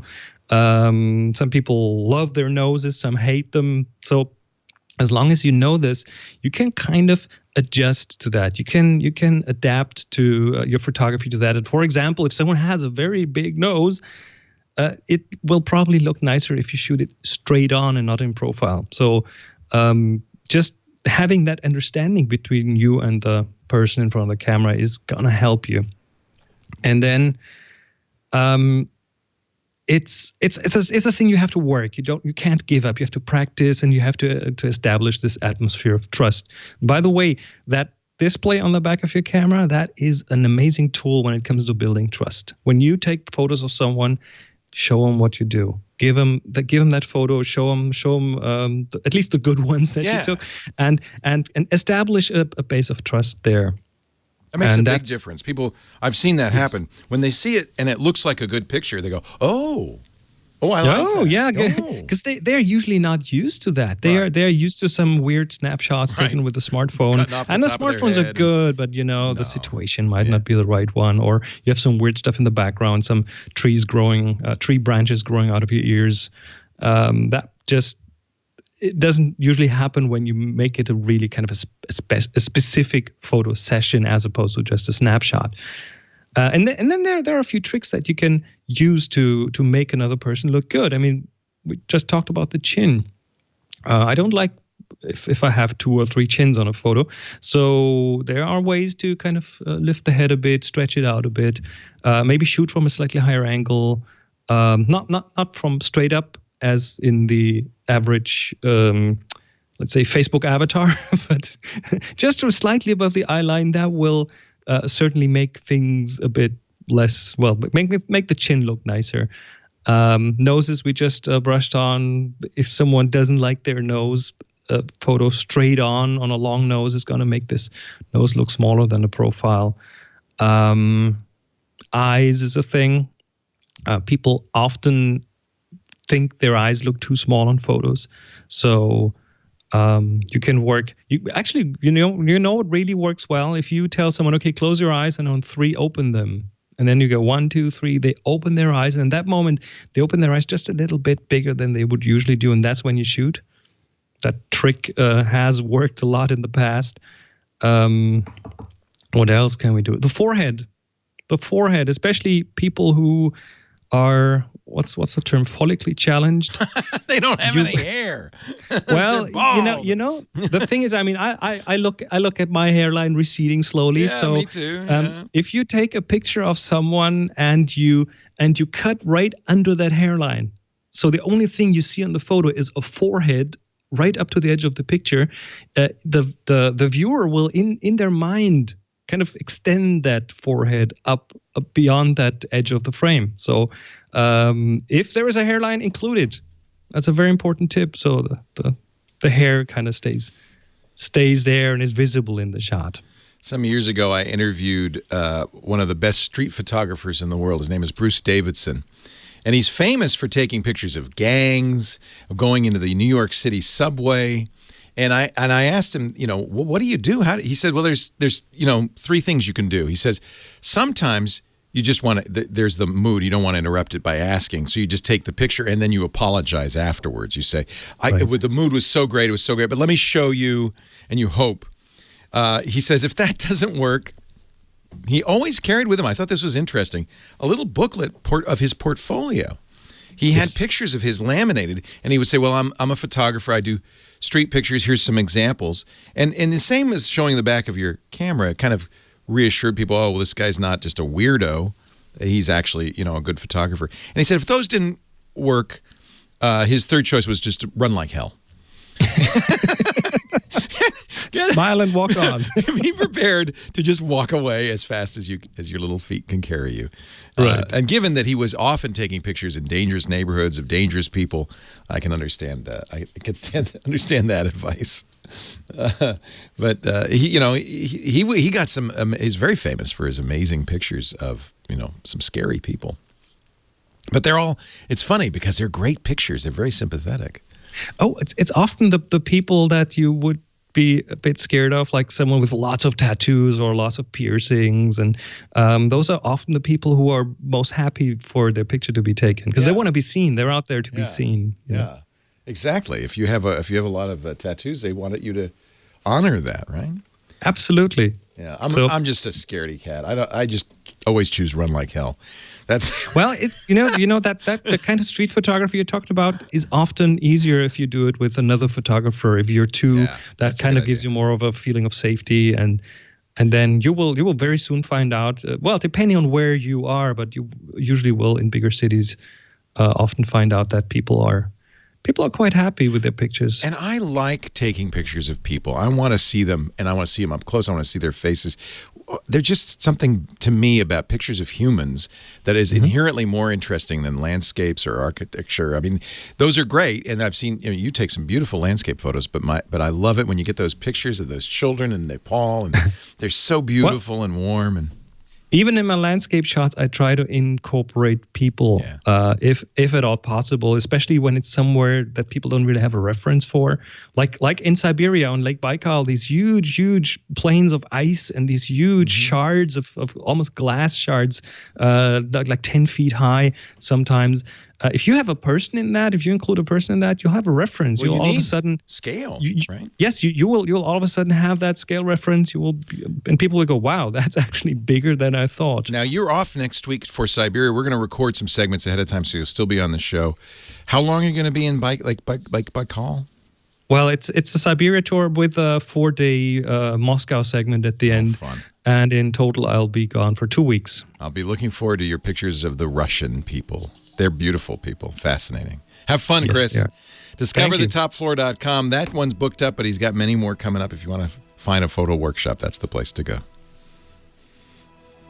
Nice. You're out. We rebooted, and it all worked. Well. And I'll mention the assignment when we come back. The break assignment's still on, yep. So you will be off here in 1 hour. In 1 hour. Okay, so I'll be here. We'll call you back in 1 hour. I'll be here, no problem. Thank you, Chris. Appreciate it. See you then. Bye-bye. Oh, I love that.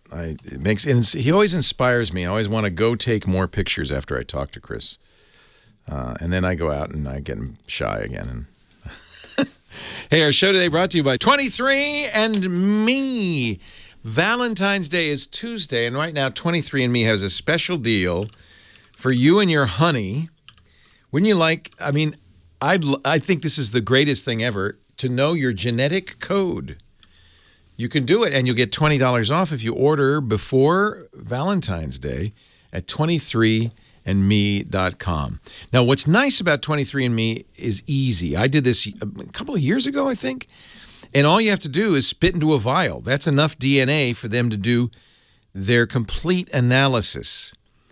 You can get their ancestry service and learn how your DNA breaks out across 31 populations worldwide. Find out where your ancestors lived more than 500 years ago, and even go farther back over thousands of years. Trace parts of your ancestry to the maternal and paternal haplogroups. Would you like to know if there's any Neanderthal in you? Because I am proud to say, maybe it's not a good thing, I have less Neanderthal in me than a lot of people. I don't know.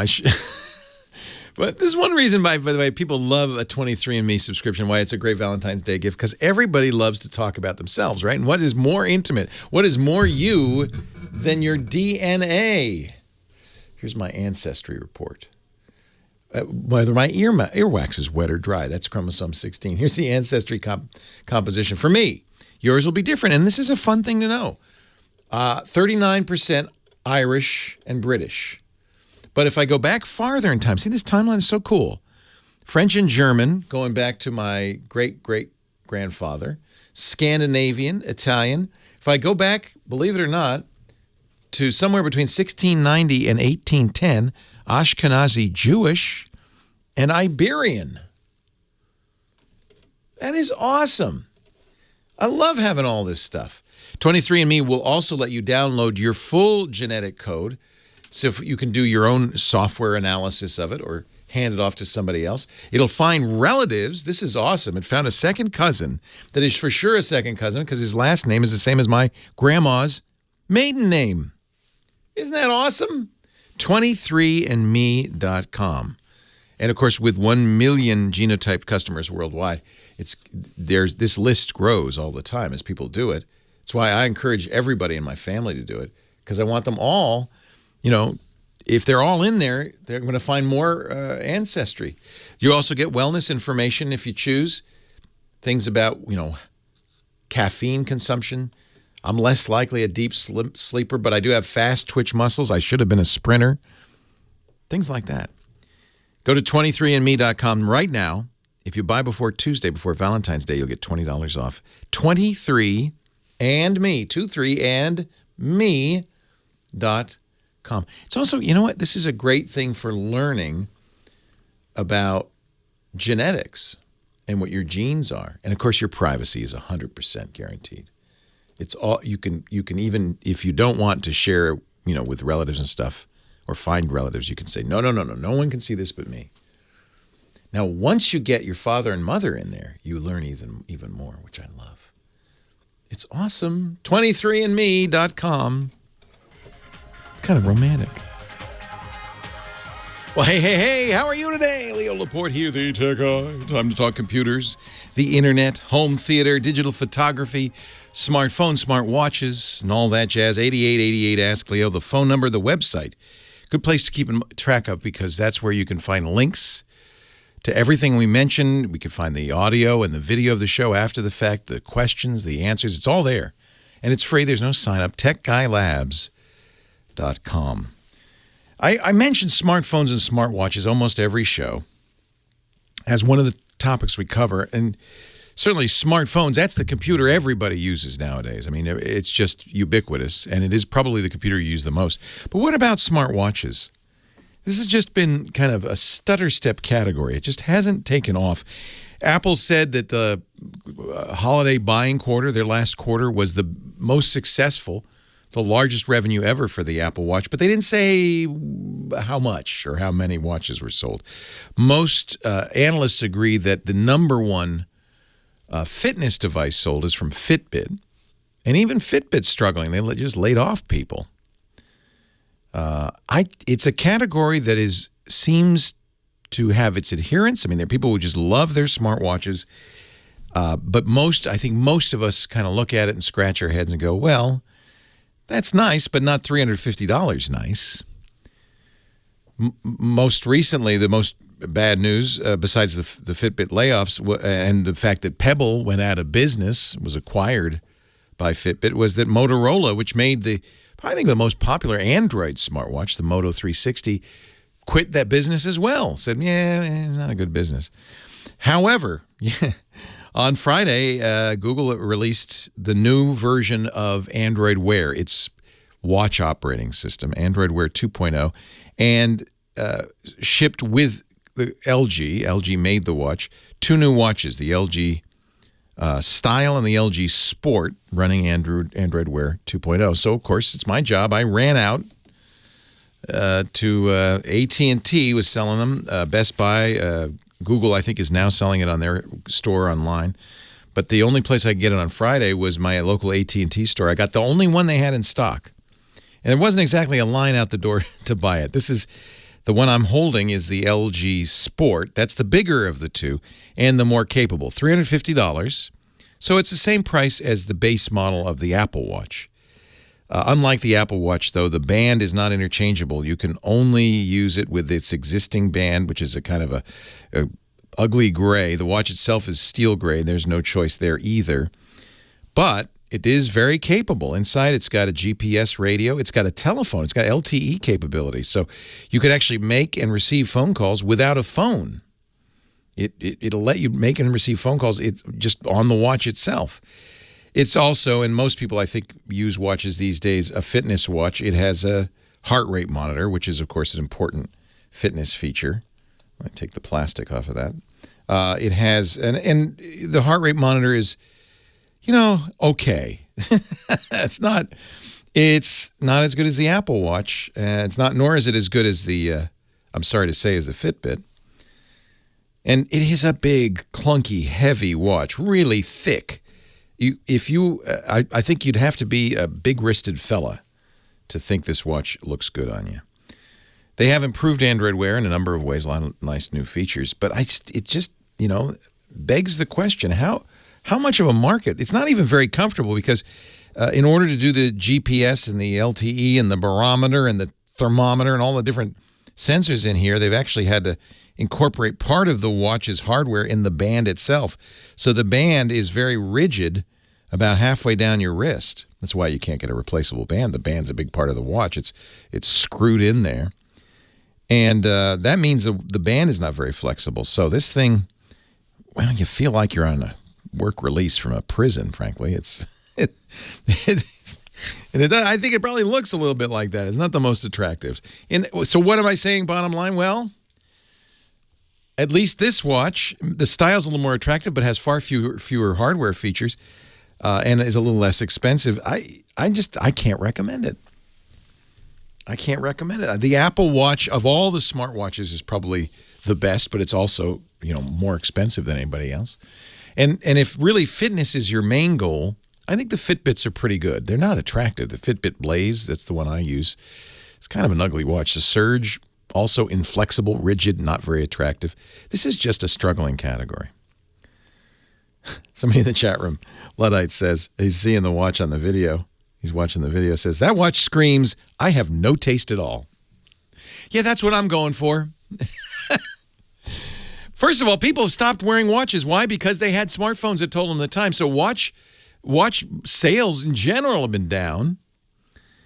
Apple and Google taught us we didn't need a watch. We had a phone, and now they want us to buy watches. The other reason people buy watches is as jewelry, right? They're attractive and they're heirlooms. A beautiful watch, it's very expensive. You could spend six figures on a fancy Rolex or Piaget, one of those high-end watches, but at least you can hand it down. A smartwatch has the lifespan of, like any computer, of a few years. This thing's going to be way out of date in 5 years. And it'll only be, an heirloom in the sense that look what Dad wore. It'd be an heirloom like one of those Casio calculator watches from the 80s. Remember those? They came with a little stylus to touch the buttons that were too small for your fingers. It's hard for me to recommend this. If you're a serious fitness person, you're probably going to get a watch from Garmin or Polar or one of the fitness companies that's, purpose-built for running or, your sport. If you're a kind of casual fitness person, as I am, I like to know my heart rate when I work out. I like to keep track of how much working out I've done. You're probably going to be happier with a Fitbit for a lot less money, although the Apple Watch is also pretty good for that. Apple Watch has a feature I like, which is that you can share your fitness with others. They have those rings, and you're trying to fill the rings. They've made it a game. You have a ring for calories expended, time spent in high pulse rate activity, and the number of times you stood up, believe it or not. That's one. The third ring is standing. And you want to complete your rings by standing 12 hours out of 24. You want to you set your goal for a number of calories you want to burn, in my case 500, how much time you want to spend working out, in my case half an hour, but you can make it longer or shorter. And completing your rings is a game that you kind of motivated to do, and because you're sharing it with friends, they get a notification when you do well, or they don't get a notification when you don't do anything, and that's kind of we know that's a good way to get people working out. That works well on the Apple Watch. I don't see this Android Wear selling well at all. And I think before you get one, you should probably Go look at it, put it on your wrist, and see how you feel about it then. You know, I haven't tried the latest Samsung Gear watches. Those look a little more attractive. Maybe they're a little more functional, not sure. They actually make watches that can act as standalone phones like this LG Sport. I think maybe this is one of those things like disco and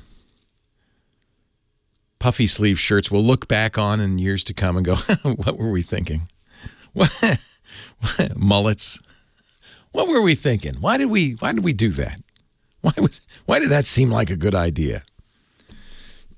Meanwhile, I can't wait to get this thing off my wrist. I gotta have to wear it for a few weeks just to give it a real. I only got it on a couple of days ago.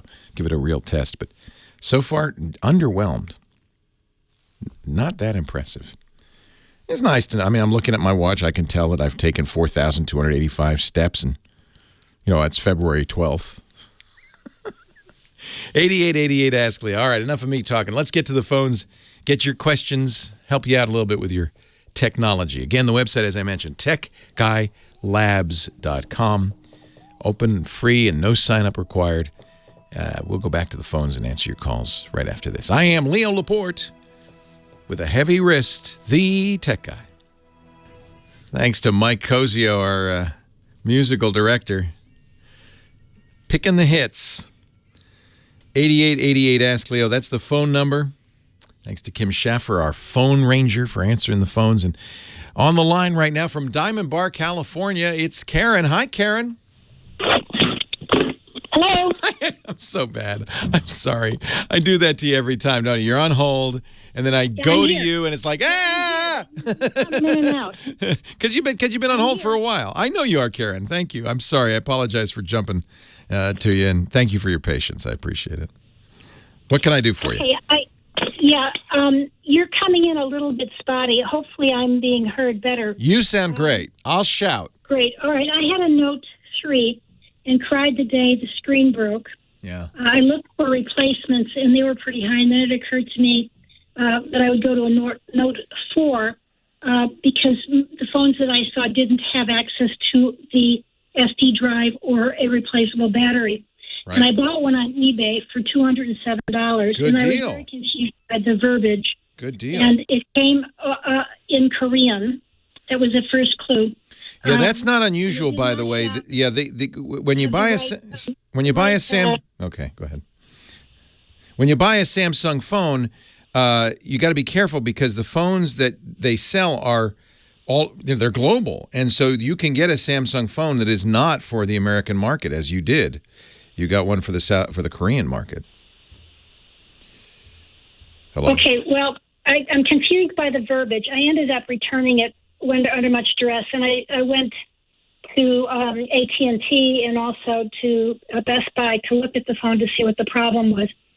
So when I go back now to look for a phone, the verbiage is confusing. It'll say unlocked, or it'll say factory unlocked, or then it'll say unlocked for GSM. Then there's an SM, N as in Nancy, 910T. Then there's a 910X and a 910A, and Lord knows which of those I want. I currently have AT&T. So T is for T-Mobile. Samsung makes these phones for not just many regions of the world. They also make phones for every carrier. And the difference primarily in these phones is the radios. In other words, whether they have a radio that is supported by that particular company. And, the frequencies AT&T uses are different than the frequencies T-Mobile uses, which are different from the frequencies Sprint uses, which are different from the frequencies Verizon uses, which are different from the frequencies used in Korea, which are different from the frequencies used in China. You understand the problem? So, in general, and this is the problem buying on eBay, because there's the additional issue of eBay buyers or sellers not necessarily being completely forthright about what you're getting.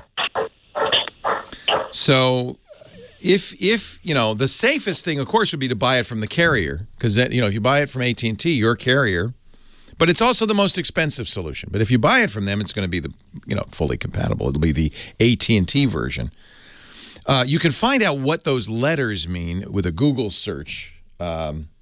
the specs are, all over the place. But the T is 910T is for T-Mobile. A is probably AT&T, although it could be Asia. You'll have to Google those numbers. You can, and I've done. So let me talk about unlocked, because you also asked about that. Factory unlocked means it's made not for a carrier, but for direct sales to end users. What carriers do is when you go to AT&T and buy a phone, the phone they sell you can only be used with an AT&T SIM card, and has to be unlocked before you can carry it to another carrier. Now, the good news is AT&T, as with many phone companies, will unlock it for you after you've owned the phone, it's paid in full, you've owned it for 6 months, you're in good standing, they have a set of criteria you have to satisfy. And they even have an app you could put on the phone, and it'll say, no, you can't unlock it yet, or, yeah, you can unlock it, let's unlock it. At that point, you can carry it somewhere else. But that doesn't guarantee that the radios will work. It doesn't guarantee that it is fully compatible with some other network. Generally, any phone you get for U.S. use is probably going to work with all the U.S. carriers well. It's more an issue when you get overseas. So that's unlocked, factory unlocked. If it doesn't say factory unlocked, that means maybe that it was sold as a locked phone, as with your AT&T phone, but that it was later unlocked by a third party, maybe the carrier, maybe somebody else, maybe they did it right, maybe they didn't do it right, but it is not SIM locked. You can use it with another carrier. You kind of want factory unlocked. And that's probably a little more expensive. That's designed by Samsung to be sold directly to end users and used on a variety of carriers. The other thing that you have to do, if you're going to do this, if you're going to go on eBay, is carefully look at the specs for the phone you're going to buy and what radio frequencies it supports, and then look at the carrier you're going to use and see what radio frequencies it wants. Generally speaking, the only place this is going to make a difference is for data, for LTE data. Sometimes you can buy a phone that doesn't have all of the LTE frequencies that your U.S. carrier has.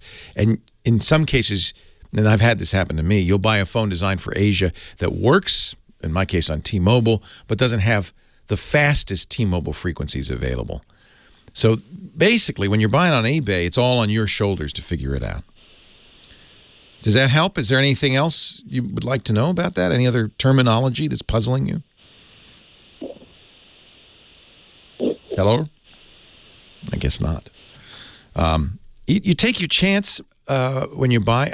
I generally would say don't buy on eBay. I've had enough problems with eBay sellers that I kind of don't want to take a chance. Even if they indemnify it and eBay or PayPal says, oh, we'll give you your money back. It's for people who don't mind a little risk. There's a little risk. I usually buy my phones from kind of better known sellers online. For instance, there's a company called Expansys. It's a British company, Expansys. They have a U.S. store. Expansys sells, from the factory phones with a variety of specs, and they tell you very clearly in the listing what radio frequencies and so forth. I'm not sure you'll probably get a better deal on eBay because eBay sellers understand they're taking a risk, so they have to give you a better deal. But when I want to buy an unlocked phone, I'll either buy it from Expansys. I'll always check Amazon to see if Amazon has its own wireless store, see if they're selling it. It's just tricky, and you got to know what you're looking for. And I don't blame you for wanting a Note 4. That was a great phone. Note 5 I really liked. The Note 7, you talked about crying when you had to, retire your Note 4. I cried when I handed my Note 7 into T-Mobile, but I did. I didn't want it blowing up. But I loved that phone, and I'm really looking forward to see what Samsung does. They are going to stay with the Note name, and they are going to do, I guess, a Note 8. They'll do the next generation Note, presumably the 8, but it won't be till this fall. We'll see a Galaxy S8 announced next month, and it might be a suitable Note replacement because they're going to have one with a 6.2-inch screen. At least that's what's rumored. That's bigger than the Note. That's a big screen. Doubt it'll have a stylus. So if the stylus is what you want, you're going to want to wait for the Note. But you know what? Nobody's making phones these days with removable batteries. Unfortunately, I wish they would. Leo Laporte, the tech guy. Yeah, it's unfortunately tricky. And were you buying it I guess, are you still there, Karen? Yeah, you're coming in and out. I'm sorry. Yeah, I turned you off on the radio because it was coming in and out, but that's all right. But we're still on. You and I are still talking. We're on the podcast. We're not on the radio. So did that give you the information you needed? Is there more you'd like to know? Well, I guess. Yeah, see, it's coming and going. Other language about whether to, they use that. It looks like it isn't. If they say as is. They'll call it SMN is an N. And then they'll N as in Nancy, S as in Susan, M as in mother, N as in Nancy, 910. And then they'll list it as an A, 910A, 910T, 910X. And Lord knows what those refer to. Well, I'll tell you. SM means Samsung. The 910 means a Note 4. Right. And those additional letters, so all Note 4s are SM 910s. But those additional letters tell you what market they're intended for. So as I said, the T means T-Mobile. So it means it has all the T-Mobile frequencies. But it does not mean it's carrier locked necessarily. It could have been unlocked. T-Mobile often sells unlocked phones. But often if you have, I think the A probably means AT&T. And chances are if you get it from AT&T, that's carrier locked. Let me see. The A may be Asia. You just have to Google those specific numbers and see what people say. Yeah. But that last letter is the key to all of this because it will tell you what market it's designed for exactly. You mentioned going to AT&T. Do they sell old phones? They may sell a Note 4 because remember the Note 7 was dumped. And they may have Note 5s, but they may also have Note 4s. If you can buy it new, you'd be better off than buying a used Note 4. The international Snapdragon variant is F, somebody in the chat room is telling me, and the AT&T is A. So when you see a SM N910A, that's the AT&T version of the Note 4. Does that make sense? And we lost her. And then there's J, there's other letters which mean, J I think was Japan. So you have to really be careful about what you're buying. That's why I always buy it from Expansys. Expansys is always explicit about, they'll tell you, oh no, this is, the Asian one or the, let's see, they're ceasing sales, never mind. What? Okay, I take it all back. Expansys went out of business. Effective December 1st, we'll be closing our website to new orders and cease all online sales to U.S., Canadian, and Mexican websites. That's probably, I would expect the carriers putting pressure on there. But maybe not. Maybe they went out of business. I don't know. Oh, never mind. Never mind.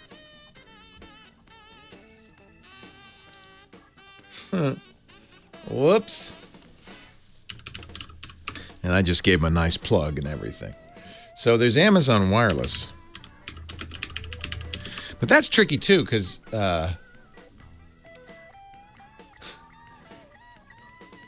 you may be buying it from a third party when you buy it on Amazon, right?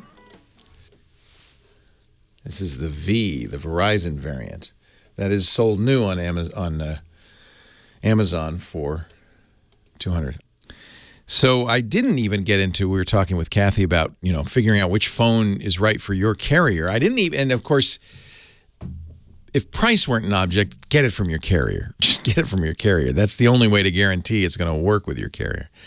But if you know what you're doing, you can shop around. I didn't even mention the difference between GSM and CDMA. They're different kinds of phone networks. Fortunately, that difference is getting less important as all the carriers worldwide move to LTE and voice over LTE, which will eliminate this old GSM CDMA distinction.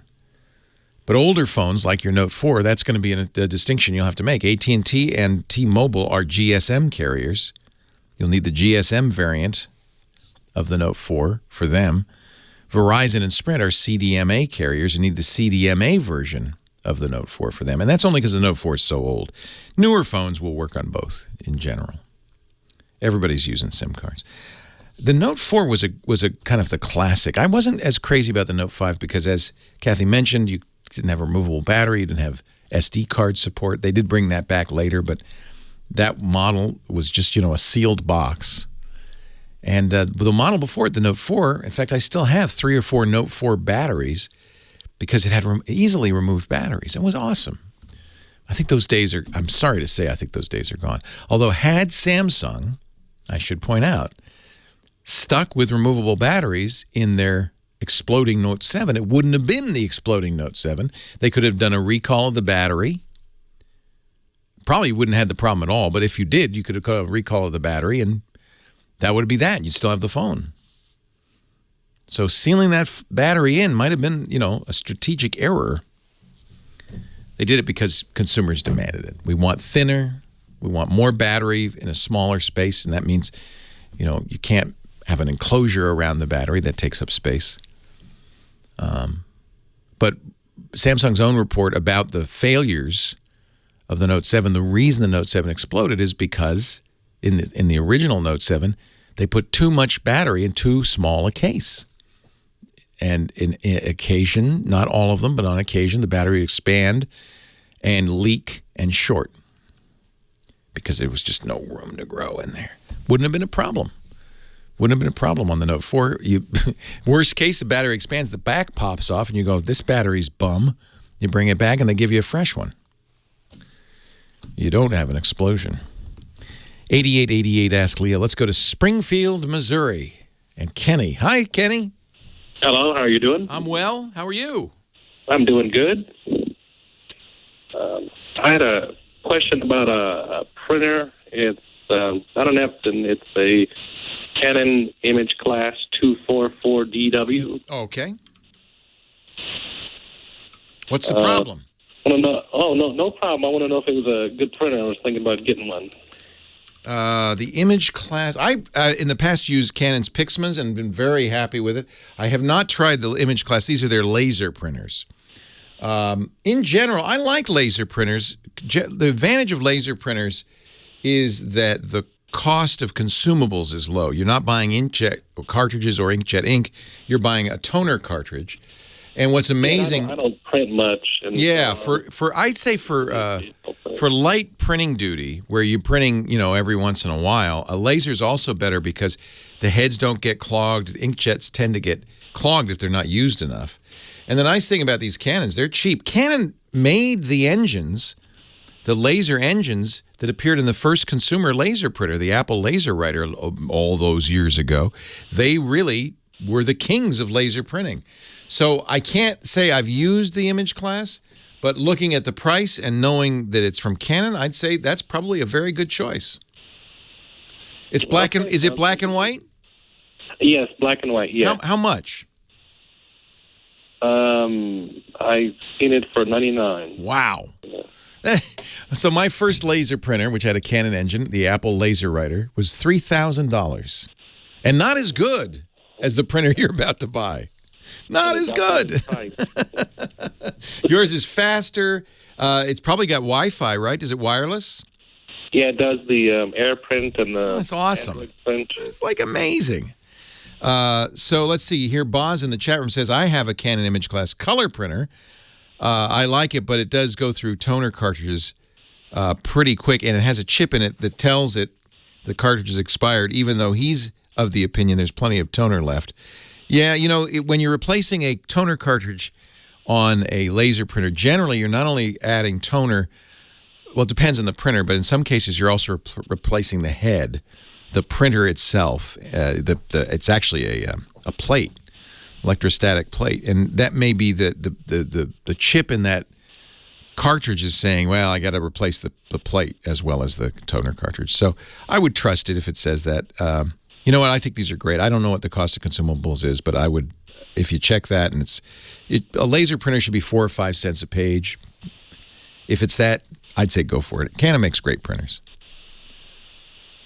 Okay? Thank you. You're welcome. Thanks for the call. Yeah, this is a deplorable, frankly, development in printer manufacturers. They put chips in their cartridges for copy protection, too, so that you can't use third-party cartridges. many have said, I have yet to see solid proof, but many have said that these chips will also prevent you from printing, even if you're not out of ink, saying, oh, you're out of ink, got to get a new cartridge, even if there's visible ink in there. I don't know if that's the case, but I've heard enough people say it, I'm starting to wonder. That really, I mean, that's something the FTC should look into. That if that's the case, that's wrong.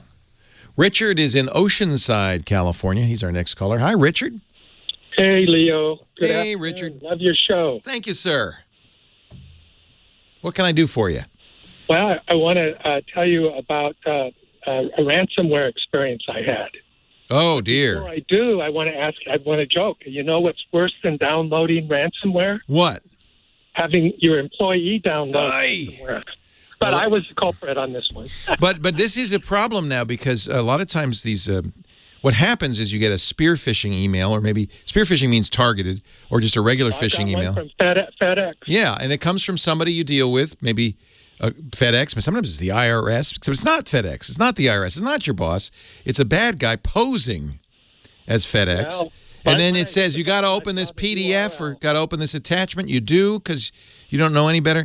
And some of the really bad ones don't just infect your computer, but they go out over the network. Oh, no, don't start talking like that. And they infect all the computers on the network. Let's hope, I guess you didn't get that kind. You would know if you did. Your employees would be coming to you saying, hey, boss, I can't get into the computer.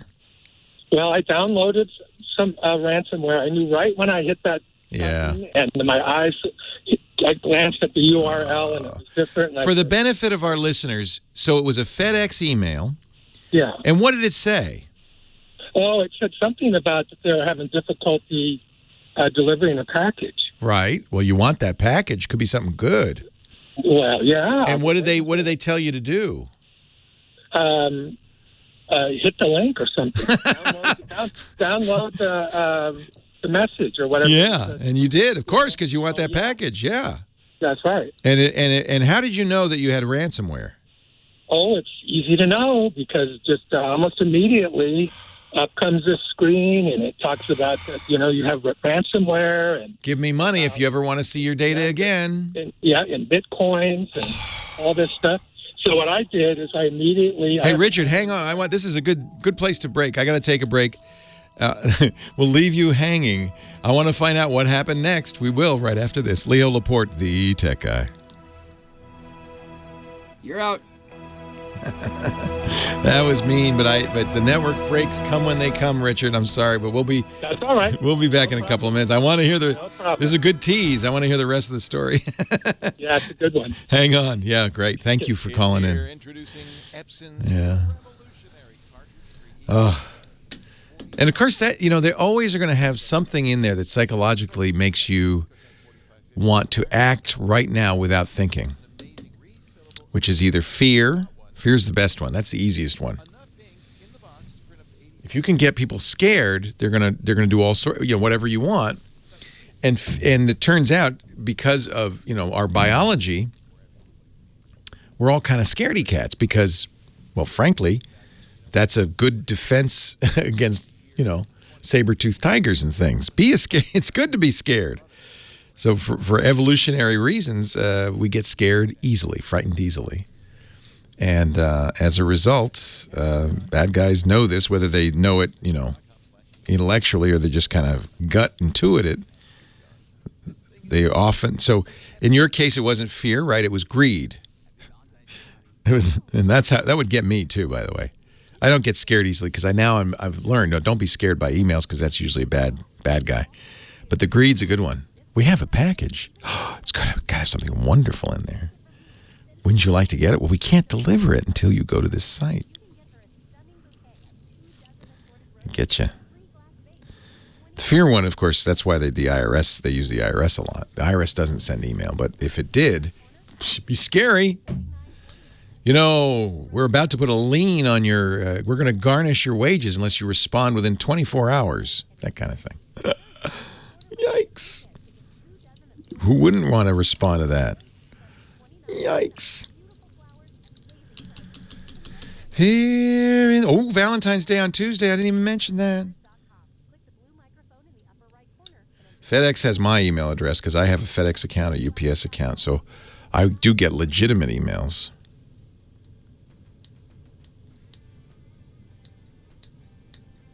I get email all the time from FedEx, actually.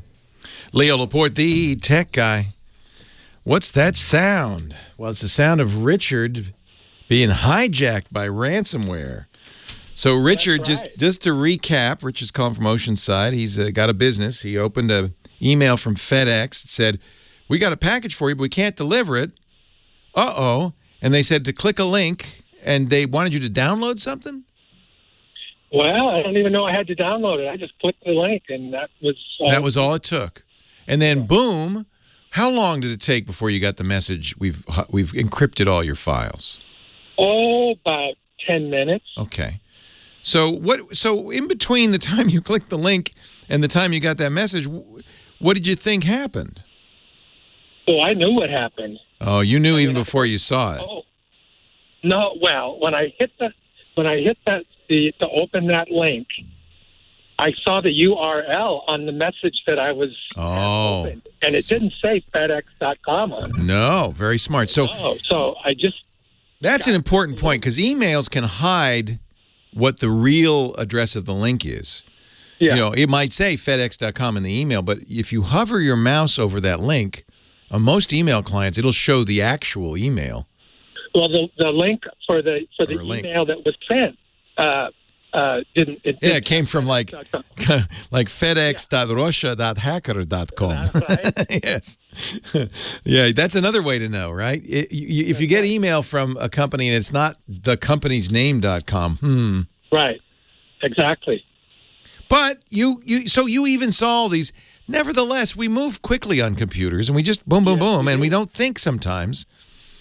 So what happened? So they said, send us Bitcoin. That's right, Bitcoin, and if you don't, in 72 hours or something like that, it's going to be all your data. You'll never get your data back. Yeah, the theory is they've used strong encryption to do this. They have a key that will unlock it, but they don't keep it for longer than 3 days. And that's just to make sure you don't, that you respond.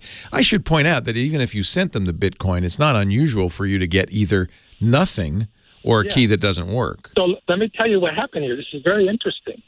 So I have a workstation at my office.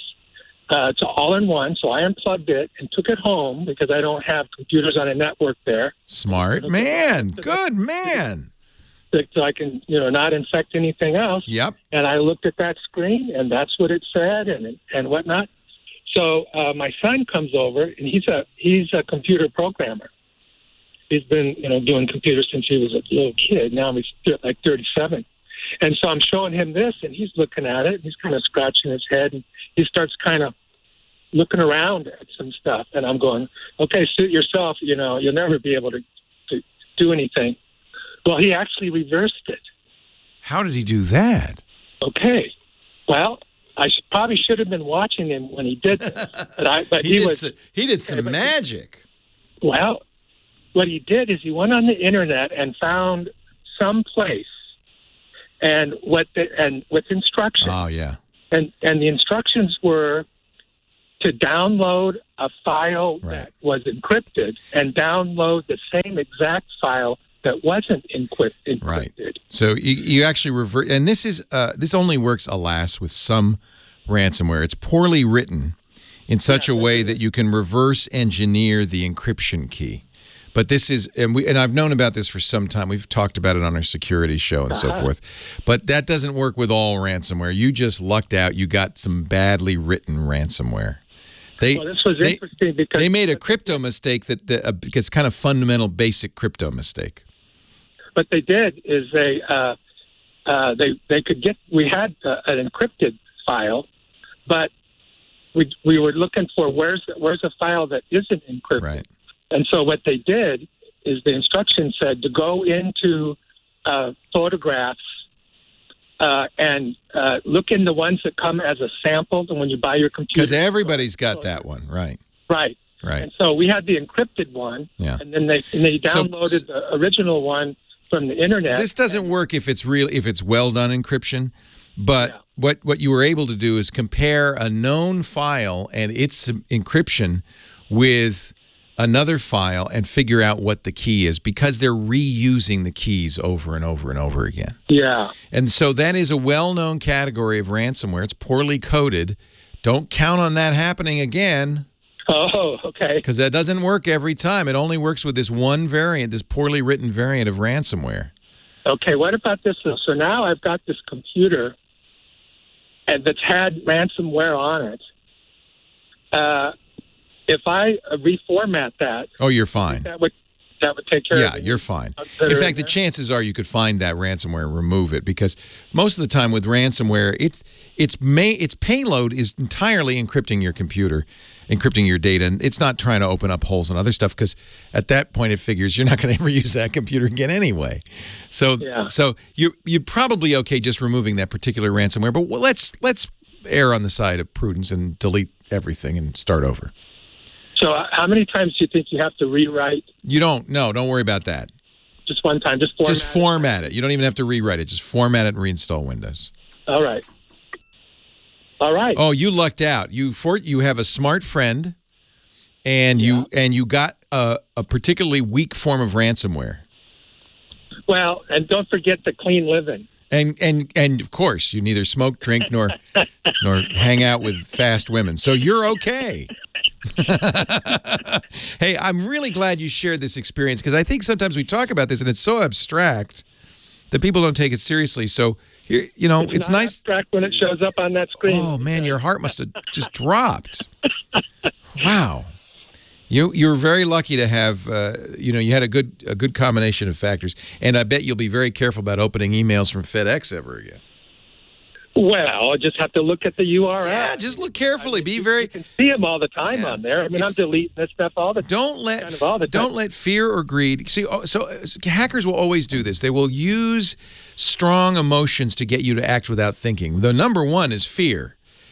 Somebody's broken into your bank account and we want to verify it, or things like that, or this is the IRS and in 24 hours we're going to start garnishing your wages unless you respond. Fear is very effective. Humans are geared to respond to fear and act viscerally without thinking. But the next best one is greed, and that's what they were going for with you. You got a package. Well, I got an email one time from the IRS, and they were threatening to take away my Viagra. Well, now that I'd take seriously. Hey, it's great to talk to you, Richard. I appreciate it. Well, we had a lot of fun today. I'm glad you were here. We've learned something, haven't we, about ransomware. We do this show every week, and I do hope you'll stop by and join me. All week long, I do more technology shows on the internet through our TWIT network. TWIT stands for This Week in Tech. And you'll find it at twit.tv. They're all free. You can subscribe to them, or you can download them, and you can listen, you can watch, and you can learn. And I'll be back next week. Thanks to Mike Cozy, our musical director, to Kim Schaffer for answering the phones. Thanks to you, most of all, for being here. I really appreciate it, and I'll see you next time. I'm Leo Laporte, the Tech Guy. Have a great Geek Week. Well, that's it for the Tech Guy Show for today. Thank you so much for being here. And don't forget, it's just the tip of the iceberg. We do nearly 30 shows on the Netcast network. It's called TWIT, T-W-I-T. It stands for This Week in Tech, and you'll find it at twit.tv, including the podcasts for this show. We talk about Windows on Windows Weekly, Macintosh on Mac Break Weekly, iPads, iPhones, Apple Watches on iOS Today, security on Security Now. I mean, I can go on and on and on. You even get your daily dose of tech news with Tech News Today. And, of course, the big show every Sunday afternoon, This Week in Tech. You'll find it all at twit.tv. And I'll be back next week with another great Tech Guys show. Thanks for joining me. We'll see you next time.